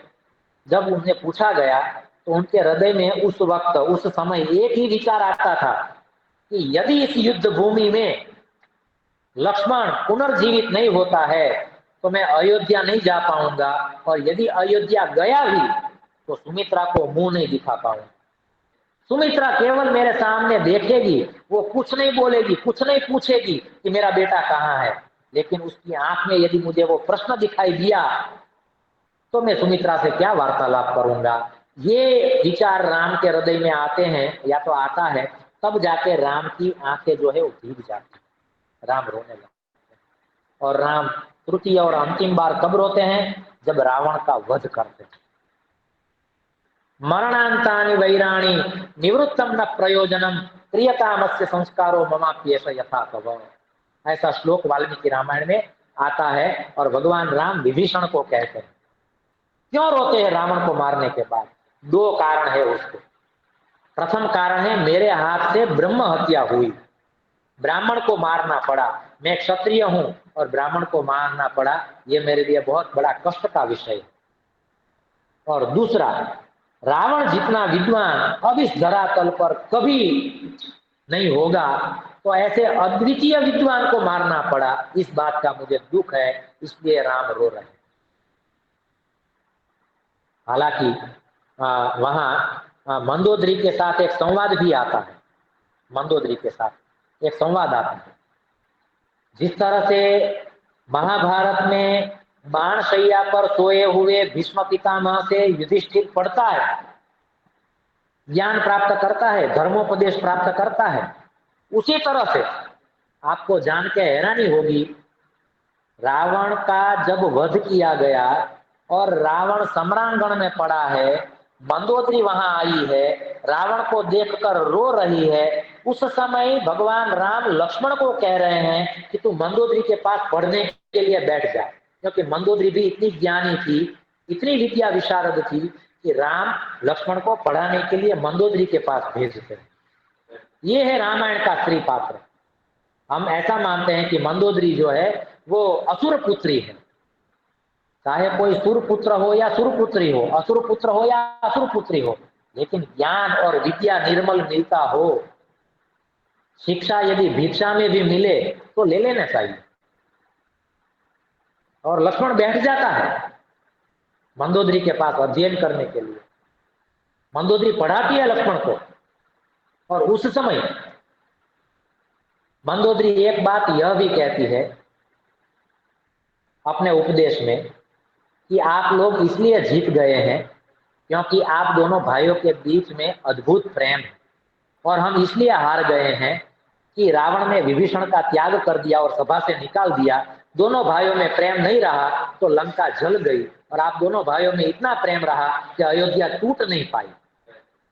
ये मंदोदरी लक्ष्मण को पढ़ाते समय अपने उद्गार व्यक्त करती है। अद्भुत पात्र है। हम बात कर रहे थे सुमित्रा की। तो लक्ष्मण को जब मूर्छा आती है तो इस मूर्छा के समाचार सुमित्रा को मिलेंगे तो सुमित्रा के हृदय पर क्या संवेदनाएं होगी, या तो उनकी क्या स्थिति होगी, इस विषय को सोचते हुए राम रो रहे हैं। प्रसन्न सुमित्रा अप्रसन्न हो जाएगी। और यहाँ एक बात यह भी है कि सुमित्रा के हृदय में एक बार ऐसा भाव उत्पन्न होता है, ऐसा भाव उत्पन्न होता है, जान को आपके हैरानी होगी थोड़ी। एक भाव ऐसा उत्पन्न होता है कि लक्ष्मण जो है वो राम की सेवा में दे दिया है, और सुमित्रा कहती है कि यदि सेवा में मेरे पुत्र लक्ष्मण को देने के बाद यदि लक्ष्मण का प्राण त्याग हो जाता है तो मैं अभी भी शत्रुघ्न को देने के लिए तैयार हूं। शत्रुघ्न का भी त्याग करने के लिए सुमित्रा तैयार है। तो रामायण में वास्तविक रूप में त्याग मूर्ति के रूप में हम सुमित्रा को ले सकते हैं। ऐसी सुमित्रा थी जो लक्ष्मण के बाद शत्रुघ्न को देने के लिए भी तैयार है, लेकिन वशिष्ठ ऋषि रोकते हैं सुमित्रा को। हे राजमाता, आप ऐसा नहीं कर सकती, अपने दोनों पुत्र किसी एक पुत्र की सेवा में आप नहीं दे सकते। और लक्ष्मण के प्रति जो भगवान राम का अनुराग था वो भी अद्भुत था। हालांकि हमारे यहाँ विषय से जुड़ा हुआ नहीं है, लेकिन हम ये कहना चाहते हैं कि ये जो जनक है, जो शिरध्वज है, जिसकी पुत्री सीता है, उस सीता के स्वयंवर में दो ऐसे पात्र उपस्थित हुए थे कि पूरी जनक नगरी, मिथिला नगरी में हड़कंप मच गया। और वो दो पात्र में से एक पात्र था रावण और दूसरा पात्र था बाणासुर। ये दोनों पात्र जब सीता स्वयंवर में आए तो हड़कंप मच गया था। और सबसे ज्यादा चिंतित थी सुनयना। इन दोनों के तो पराक्रम के विषय में हम सुन चुके हैं। यदि इन्होंने धनुर्भंग कर दिया तो क्या मेरी पुत्र सीता इसको देनी पड़ेगी, इनको देनी पड़ेगी। और जब राम वहां आते हैं तो वो तो बहुत सुकुमार छोटे से लगते हैं, लेकिन संभावना वहीं पड़ी थी। क्यों? क्योंकि गुरु जी के द्वारा दिया गया ज्ञान और गुरु आज्ञा में रहने वाले दोनों थे राम और लक्ष्मण। तो विद्या तो प्राप्त रावण ने भी की थी और विद्या तो प्राप्त बाणासुर ने भी की थी, लेकिन उनकी दोनों की गुरु भक्ति ऐसी नहीं थी जैसी गुरु भक्ति राम और लक्ष्मण के विश्वामित्र के प्रति। जब रावण धनुर्भंग करने के लिए सभा में खड़ा होता है तो सारी सभा स्तब्ध हो जाती है, लेकिन राम अत्यंत स्थित प्रज्ञता से बैठे, विश्वामित्र भी बैठे। एक समय तो ऐसा आता है कि लक्ष्मण भी हिल जाता है, ये धनुष भंग कर देगा तो मेरे बड़े भैया तो अविवाहित रह जाएंगे, ऐसा सोचता है लक्ष्मण। लेकिन राम स्थिर बैठे हैं। मुझे वहां बात करनी है सुनैना और सीता की, दो पात्र की। यहाँ जो धनुर्भंग का जो प्रसंग है उस प्रसंग में दो पात्र ऐसे हैं कि जो हमें ध्यान में लेने चाहिए। एक प्रश्न मैं आपको छोटा सा पूछता हूँ बीच में, हालांकि उत्तर भी साथ में तुरंत देने का प्रयास करता हूँ कि रामायण में लोग पूछते हैं कभी कभी हमें कि कैकेयी ने तो ऐसा कहा था कि राम को 14 वर्ष का वनवास मिले, लक्ष्मण को और सीता को तो वनवास नहीं दिया था, तो उन दोनों को वनवास क्यों हुआ? उनकी जन्म कुंडली में 14 वर्ष वन में रहने का योग बनता था, क्या था? इन दोनों को क्यों वन में जाना पड़ा? मैं आपको यहाँ एक बात स्पष्ट कर देना चाहता हूँ। अभी गुजराती में हम ये कह सकते हैं कि कभी कभी मनुष्य आपत्ति में आ जाता है ना, तो भगवान का स्मरण करके वो बाधा रख देता है। આપણે એને બાધા કહીએ છીએ, हिंदीમાં એને કહેવામાં આવે છે कुछ मन्नत रखते हैं, कुछ वचन ऐसा ले लेते हैं माता जी का या पिताजी का या इष्ट देव का स्मरण करते हुए कि यदि ऐसा होगा तो मैं ऐसा करूंगा या तो ऐसा करूंगी। आपको जान के हैरानी होगी कि इस बात का उल्लेख मिलता है रामायण ग्रंथों में कि जब जब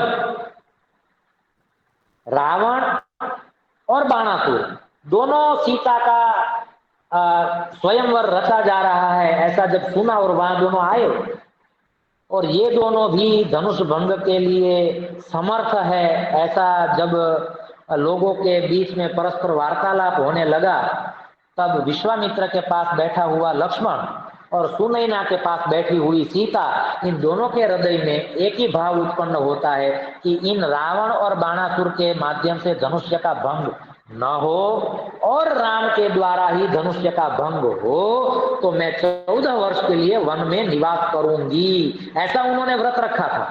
और इस व्रत के कारण उन दोनों को भी साथ में वन में जाने का अवसर मिला। ये बात बहुत कम लोग जानते हैं, बहुत कम लोग जानते हैं, ये किसी को पता नहीं। लक्ष्मण के हृदय में भी यही भाव उत्पन्न होता है कि यदि मेरे भाई के साथ ही माता सीता का पाणी ग्रहण होता है तो मैं 14 वर्ष तक वन में निवास करूंगा। तो ऐसे ऐसे रहस्य जो रामायण में दो दो श्लोकों के बीच में, दो दो अध्यायों के बीच में जो रहस्य छिपे होते हैं, उन रहस्यों को जानना समझना होता, जानना समझना होता। तो यहाँ हम यह बात स्पष्ट करना चाहते हैं कि सीता स्वयंवर में भी रावण और बाणासुर दोनों आए थे, धनुर्भंग के लिए आए थे, लेकिन वो नहीं कर पाए थे। और जनक राजा ने, क्षीरध्वज ने ये धनुष भंग का ही आयोजन क्यों किया? क्योंकि भगवान शंकर का यह धनुष्य परंपरा से क्षीरध्वज को, जनक को मिला था, परंपरा से मिला था। और बाल्यावस्था में सीता जब अपने घर में बुहारी सेवा करती थी, झाड़ू लगाती थी, तब तो पता भी नहीं था जनक को भी, लेकिन धनुष्य का महत्व पता था। लेकिन रामायण रामायण ग्रंथ ऐसा कहते हैं कि उस समय सीता झाड़ू लगाते समय उस धनुष को ऐसे अपने एक हाथ से उठा के वहां नीचे सफाई करती थी। यह दृश्य एक बार जनक राजा देख लेते हैं और उनको पता लगता है कि ये मैं क्या देख रहा हूं, हमारे पूरे कुल में सब लोग इकट्ठे होते हैं तब भी इस धनुष को नहीं उठा सकते हैं, और ये सीता अपना गृह कार्य सहजता से करने के लिए अपने दाएं हाथ से बाएं हाथ से उठाती और दाएं हाथ से वहां झाड़ू लगा के फिर से उस धनुष को वहां रख देते हैं। तो जनक को आश्चर्य हुआ कि ऐसी सीता पराक्रम संपन्न है, तो इस सीता को प्राप्त करने वाला स्वयंवर से हमें वर भी ऐसा ही ढूंढना हो जिसका संबंध इस धनुष के साथ कुछ हो। तो इस कारण से रचा गया है यह स्वयं। तो सीता स्वयंवर में धनुष भंग ही क्यों? महाभारत में द्रौपदी स्वयंवर में मत्स्य की आंख बींधना है, ऐसा ही क्यों रखा गया और कुछ क्यों नहीं रखा गया? इसके भी तात्पर्य पर हम चर्चा कर सकते हैं, लेकिन अभी यहाँ हमारे पास समय भी नहीं है और वो विषय भी नहीं। तो केवल हम इतना कह के आगे बढ़ते हैं कि सीता का स्वयंवर में धनुष भंग को ही चुनौती के रूप में रखना, इसका प्रयोजन यह था कि सीता तो बहुत सहजावस्था में उस धनुष को उठा लेती थी। उत्पत्ति स्थिति संहार कारिणी क्लेशहारिणी सर्वश्रेयस्करीं सीता न तो हम राम वल्लभा। भगवान राम की जो अर्धांगना है उस सीता का भी क्या सामर्थ्य था, वो केवल इस एक श्लोक में बताया गया है। उत्पत्ति स्थिति संहार कारिणी, पूरे ब्रह्मांड की उत्पत्ति स्थिति और लय करने का सामर्थ्य सीता में था। सीता की शक्ति कुछ कम नहीं थी। उत्पत्ति स्थिति संहार कारिणी क्लेशहारिणी, सबके क्लेश को अपरुद्ध करने वाली सीता थी। सर्वश्रेयस्करीं सीता, सबका श्रेय करने वाली सीता थी। न तो हम राम वल्लभा, ऐसी में राम वल्लभा को, राम की परम प्रिया को मैं प्रणाम करता हूँ, ऐसा भाव वहां कवि ने उस श्लोक में रखा। अब यहाँ हमें सीता की जब बात आती है तो मुझे एक दो प्रसंग अवश्य स्मरण में ऐसे आते हैं कि जिस प्रसंग की आपके साथ अवश्य चर्चा करनी चाहिए। जब सीता के स्त्री विमर्श की हम बात कर रहे हो तो दो बात अवश्य देखनी चाहिए। उन दो बात में से एक बात है, वाल्मीकि ऋषि ने सीता के लिए जो कहा है वो अद्भुत कहा, वो देखने जैसा है। वाल्मीकि रामायण के उत्तरकांड में जब हम श्लोक देखते हैं तो वहां एक श्लोक जो है वो वाल्मीकि मुनि अयोध्या की सभा में भगवान राम के समक्ष बोलते हैं। क्या बोलते हैं? बहुवर्ष सहस्राणि तपश्चर्या मया कृता नोपासनीयाम फलम तस्याः दृष्टेयम यदि मैथिली, दुष्टेयम यदि मैथिली। मैंने बहुत वर्षों तक तपश्चर्या की है और जितने वर्ष की मैंने तपश्चर्या की है उस तपश्चर्या का मुझे फल न मिले यदि सीता दुष्ट हो।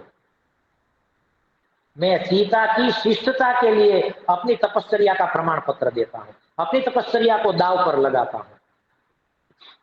ये वाल्मीकि मुनि का सीता के लिए त्याग है। ऋषि मुनि तो त्रिकालदर्शी होते हैं। और मुझे एक बात बहुत अद्भुत लगती है, हम थोड़े सावधान होकर सुने, महत्वपूर्ण एक प्रसंग स्मरण में आया है भगवान की कृपा से। द्वापर युग में हम देखते हैं प्रणय राधा और कृष्ण का, राधा और कृष्ण का प्रणय देखते हैं, लेकिन हम रामायण में सीता और राम का प्रणय देखें तो बहुत समझने जैसा, बहुत समझने जैसा। इस जगत में दो तरह के व्यक्ति को ही सब कुछ सहना पड़ता है, दो तरह के व्यक्ति को सब कुछ सहना पड़ता है। कौन से दो तरह के व्यक्ति को? तो एक जिसने प्रेम किया और दूसरा जो मर्यादा में रहता है। इन दोनों को ही सहना पड़ता है। अब मैं रामायण के परिप्रेक्ष्य में इस बात को थोड़ा स्पष्ट करता हूं। ये जो दो तरह के व्यक्ति है उसमें भी प्रेम में सहने वाला व्यक्ति तो फिर भी सरल है, प्रेम किया हो और सहना पड़े ये तो फिर भी सरल है, लेकिन मर्यादा में रहना है और सहना है और किसी को कुछ न कहना है ये तो बहुत कठिन। और ये करके दिखाया है सीता और राम। इसका मैं आपको उदाहरण देता हूं, दो उदाहरण इसके बहुत ज्वलंत उदाहरण है, हृदय को छू जाए ऐसे दो उदाहरण। एक पहला उदाहरण, जब भगवान राम सीता की अग्नि परीक्षा करते हैं, राम सीता से प्रेम करते हैं इसलिए राम जानते हैं कि सीता अग्नि परीक्षा भी दे सकती है। सीता भी राम से प्रेम करती है इसलिए सीता भी जानती है कि अग्नि परीक्षा लेने का राम को अधिकार है, मैं राम को चाहती हूं इसलिए मैं अग्नि परीक्षा देने के लिए तैयार हूं। लेकिन सीता का राम के प्रति कितना प्रेम है कि अग्नि परीक्षा देने के बाद भी सीता राम की अग्नि परीक्षा नहीं लेती है। मैं तो चाहती तो सीता भी राम को कह सकती थी कि आप भी अग्नि परीक्षा दीजिए, लेकिन मर्यादा में रहने वाली है ना, और मर्यादा में जो सहना पड़ता है ना वो किसी को हम कह भी नहीं सकते। केवाय नहीं सेवाय नहीं એવું આપણે ગુજરાતીમાં કહીએ છીએ ना, ऐसी स्थिति वहां बन जाती है सीता की। सब कुछ सह लेती है क्योंकि वो राम को प्रेम करती है, और वो प्रेम करती इसलिए थोड़ी मर्यादा में रहती हो, और मर्यादा में रहती इसलिए राम को नहीं कहती है कि आप भी अग्नि परीक्षा दो। और क्यों नहीं कहती है? क्योंकि सीता राम को प्रेम करती है। प्रेम में परीक्षा देने की तैयारी होनी चाहिए, लेने की कभी तैयारी नहीं होनी चाहिए। ये उदाहरण सीता और राम के प्रणय से मिलता है। एक बात। दूसरी और महत्वपूर्ण बात, मर्यादा में जब सहना होता है ना तो वहां तो कुछ कहना भी नहीं होता है। आप रामायण के उत्तरकांड में चले जाएंगे और सीता का स्त्री विमर्श करेंगे तो आपको पता चलेगा कि वहां प्रत्यक्ष रूप से राम ने सीता को नहीं कहा है कि आप अयोध्या से निकल जाओ, आप जाओ, ऐसा राम ने सीता को नहीं कहा है।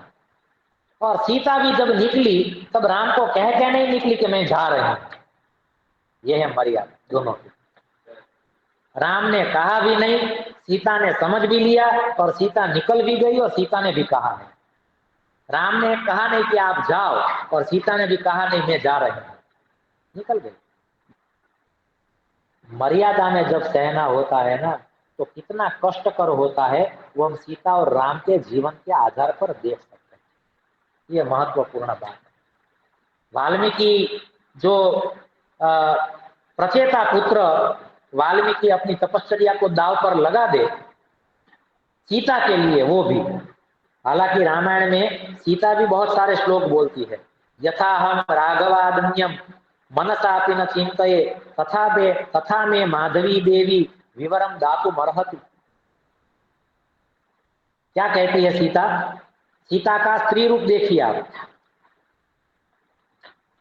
मैंने राम को ही सब तरह से चाहा है और यदि मैंने राम को ही सब तरह से चाहा हो तो हे भूमि मैया आप में प्रवेश करने के लिए मुझे जगह दी जाए। पृथ्वी जगह दे देती है उसे। मैंने राम के अलावा किसी का चिंतन न किया हो तो हे पृथ्वी देवी मुझे मार्ग दो। यह है सीता का स्त्रीत्व, यह है सीता का राम के प्रति समर्पण, यह है सीता का राम के प्रति अनुराग, यह है सीता का राम के प्रति स्नेह प्रेम। मनसा कर्मणा वाचा यथा रामन समर्चये तथा में माधवी देवी विवरम दातु मरहति। मैंने मन से, वचन से और कर्म से जो भी राम की अर्चना की है, जो भी राम की सेवा की है, और मैंने हर हमेश यदि मन, वचन और कर्म से राम को ही अपना चाहा और माना हो तो हे पृथ्वी देवी मुझे जगह दी जाए, आप में प्रवेश करने के लिए स्थान दिया जाए।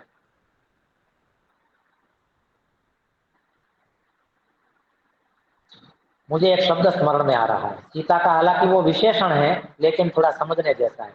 बीच में बहुत सारे प्रसंग मेरे दिमाग में परमात्मा की कृपा से उत्पन्न होते हैं, लेकिन एक शब्द है महिमा। आपने सुना होगा महिमा, रामायण की महिमा, ऐसा हम कहते हैं। लेकिन मैं यहाँ रामायण की महिमा नहीं कहना चाहता। महिमा शब्द का क्या अर्थ होता है? सीता होता है। एक अर्थ यदि हम निकाले तो किस तरह से? मही माने पृथ्वी और माँ माने जननी। मही माँ है जिसकी, वो सीता। क्या बात है, अद्भुत महिमा। हालांकि हमारे यहाँ अणिमा, महिमा, चैव, गरिमा, लघिमा तथा ऐसी 8 सिद्धियां हैं, उसमें एक सिद्धि है महिमा। लेकिन महिमा शब्द का एक अर्थ ऐसा भी हम कर सकते हैं, कितना अद्भुत अर्थ है देखिए। महिमा माने सीता, मही माने पृथ्वी और माँ माने जननी। मही माँ है जिसकी, वो सीता। तो पृथ्वी की पुत्री पृथ्वी में ही मिल गई अंत में। सीता और सरिता दोनों एक बार पिता के घर से निकले, फिर पिता के घर कभी नहीं गए हैं, लेकिन सीता माता के घर से निकली और अंत में माता के घर ही गई। ये बात महत्वपूर्ण है।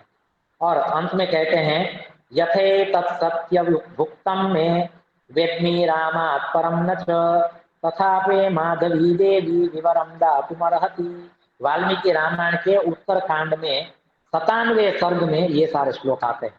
आप चाहो तो देख सकते हैं ग्रंथ में।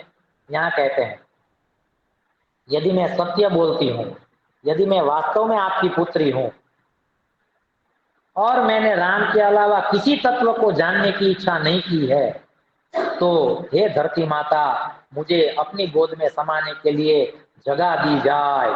ऐसा जब सीता 3 श्लोक के द्वारा अपना पतिव्रतत्व प्रकट करती है तो वहां पृथ्वी भी उसे जगह दे देती, स्थान दे देती, अपनी गोद में समाविष्ट कर देती। यह है सीता का स्त्रीत्व। सीता का स्त्रीत्व, सीता ने जो राम के प्रति अपना स्नेह प्रकट किया है वो अद्भुत स्नेह प्रकट किया। अंत में हम एक बात यह कहना चाहते हैं कि रामायण में एक ही जगह पर सीता को बोलने की आवश्यकता थी, वहां सीता नहीं बोली। और महाभारत में एक ही जगह पर द्रौपदी को मौन रहना था, बाकी हर जगह पर वो बोलती तो चलता। एक जगह पर नहीं बोलना था, वहीं वो बोली। जो बटन नहीं दबाना था वो ही दबा दिया। जहां बोलना था वहां सीता बोली नहीं, और जहां नहीं बोलना था वहीं द्रौपदी बोली। तो अंत में हम एक महत्वपूर्ण वाक्य आपसे ये कहते हैं कि रामायण में जब भी सीता बोली है शांति की स्थापना हुई है, और महाभारत में जब भी द्रौपदी बोली है युद्ध के नगाड़े बजने लगे हैं। यह है स्त्री विमर्श। चाहे तो वो शांति की स्थापना भी कर सकती है और चाहे तो वो युद्ध के नगाड़े भी बजवा सकती है। हालांकि द्रौपदी वो आज का हमारा विषय नहीं है। रामायण की जो स्त्री पात्र हैं वो प्रायः मौन रहने में मानने वाले स्त्री पात्र हैं। उसमें से जो राक्षसी के रूप में शूर्पणखा आई वो बोली तो विपरीत विपरीत बोली, जो नहीं बोलना था वैसा वैसा बोली। और मैं यहाँ एक बात आपको ये भी बता दूं कि लक्ष्मण की राम के प्रति जो भक्ति है वो राम जानते हुए भी 14 वर्ष के वनवास में राम लक्ष्मण की बहुत बार परीक्षा कर लेते हैं। नहीं तो इतने प्रगाढ़ साथ में रहने वाले दो भाई हो और फिर भी बीच बीच में कहीं कहीं परीक्षा हो, ये तो ठीक नहीं है। अभी भी मेरे समर्पण में आपको शंका है, बार बार मेरी परीक्षा ले रहे हो, लेकिन लक्ष्मण परीक्षा देते हुए नहीं थकता है, राम लेते हुए थक जाता है।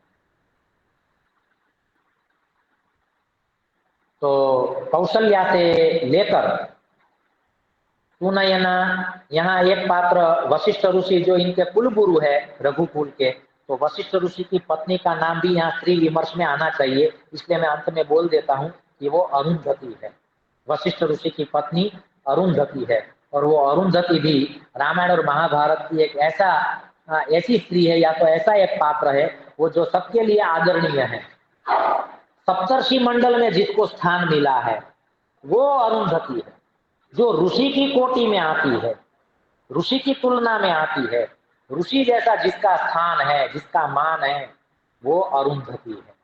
तो ऐसे अरुंधति को, अनसुया को, अहल्या को, तारा को, मंदोदरी को, शूर्पणखा को, त्रिजटा को, सुनैना को, सुलोचना को, शांता को, कौशल्या, सुमित्रा, कैकेयी को, मंथरा को, सीता को, उर्मिला को, श्रुतकीर्ति को और मांडवी को, इन सारी स्त्रियों को प्रणाम करते हुए आज परमात्मा की कृपा से जो कुछ भी परमात्मा ने स्मरण दिलाया और प्रेरणा दी और प्रेरणा की, उस हिसाब से हमने आपके पास, आपके समक्ष रामायण के स्त्री विमर्श पर थोड़ा कुछ बहुत विमर्श ये करने का प्रयास किया है।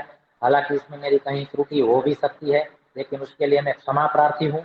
कुछ अच्छा लगा हो तो वो गुरु जी की कृपा है, और यदि इसमें मेरी कहीं त्रुटि हुई हो तो उसके लिए मैं क्षमा प्रार्थी हूँ। अब आप सुनने वालों श्रोताओं में से किसी को कुछ जिज्ञासा हो या कुछ प्रश्नोत्तरी करने की आवश्यकता लगती हो तो हम थोड़ी चर्चा करेंगे, संवाद करेंगे, और बाद में इस सत्र को, इस व्याख्यान को हम विराम देंगे। पुनः पुनः आप सभी महानुभावों को प्रणाम करते हुए 2 श्लोकों के साथ पहले मैं मेरा अपने सत्र को विराम देता हूँ और फिर आपके साथ संवाद के लिए जुड़ता हूँ। धर्मस्य विजयो भूयाद धर्मस्य पराभवः, प्राणिनां चैव सद्भावः भूयाद विश्वस्य मंगलम्। सर्वे भवन्तु सुखिनः, सर्वे सन्तु निरामयाः, सर्वे भद्राणि पश्यन्तु मा कश्चित् दुःखभाग् भवेत्। ओम शांति शांति शांति। सबको प्रणाम और सबका धन्यवाद। क्या गुरु जी, आपने जो शुरुआत में कहा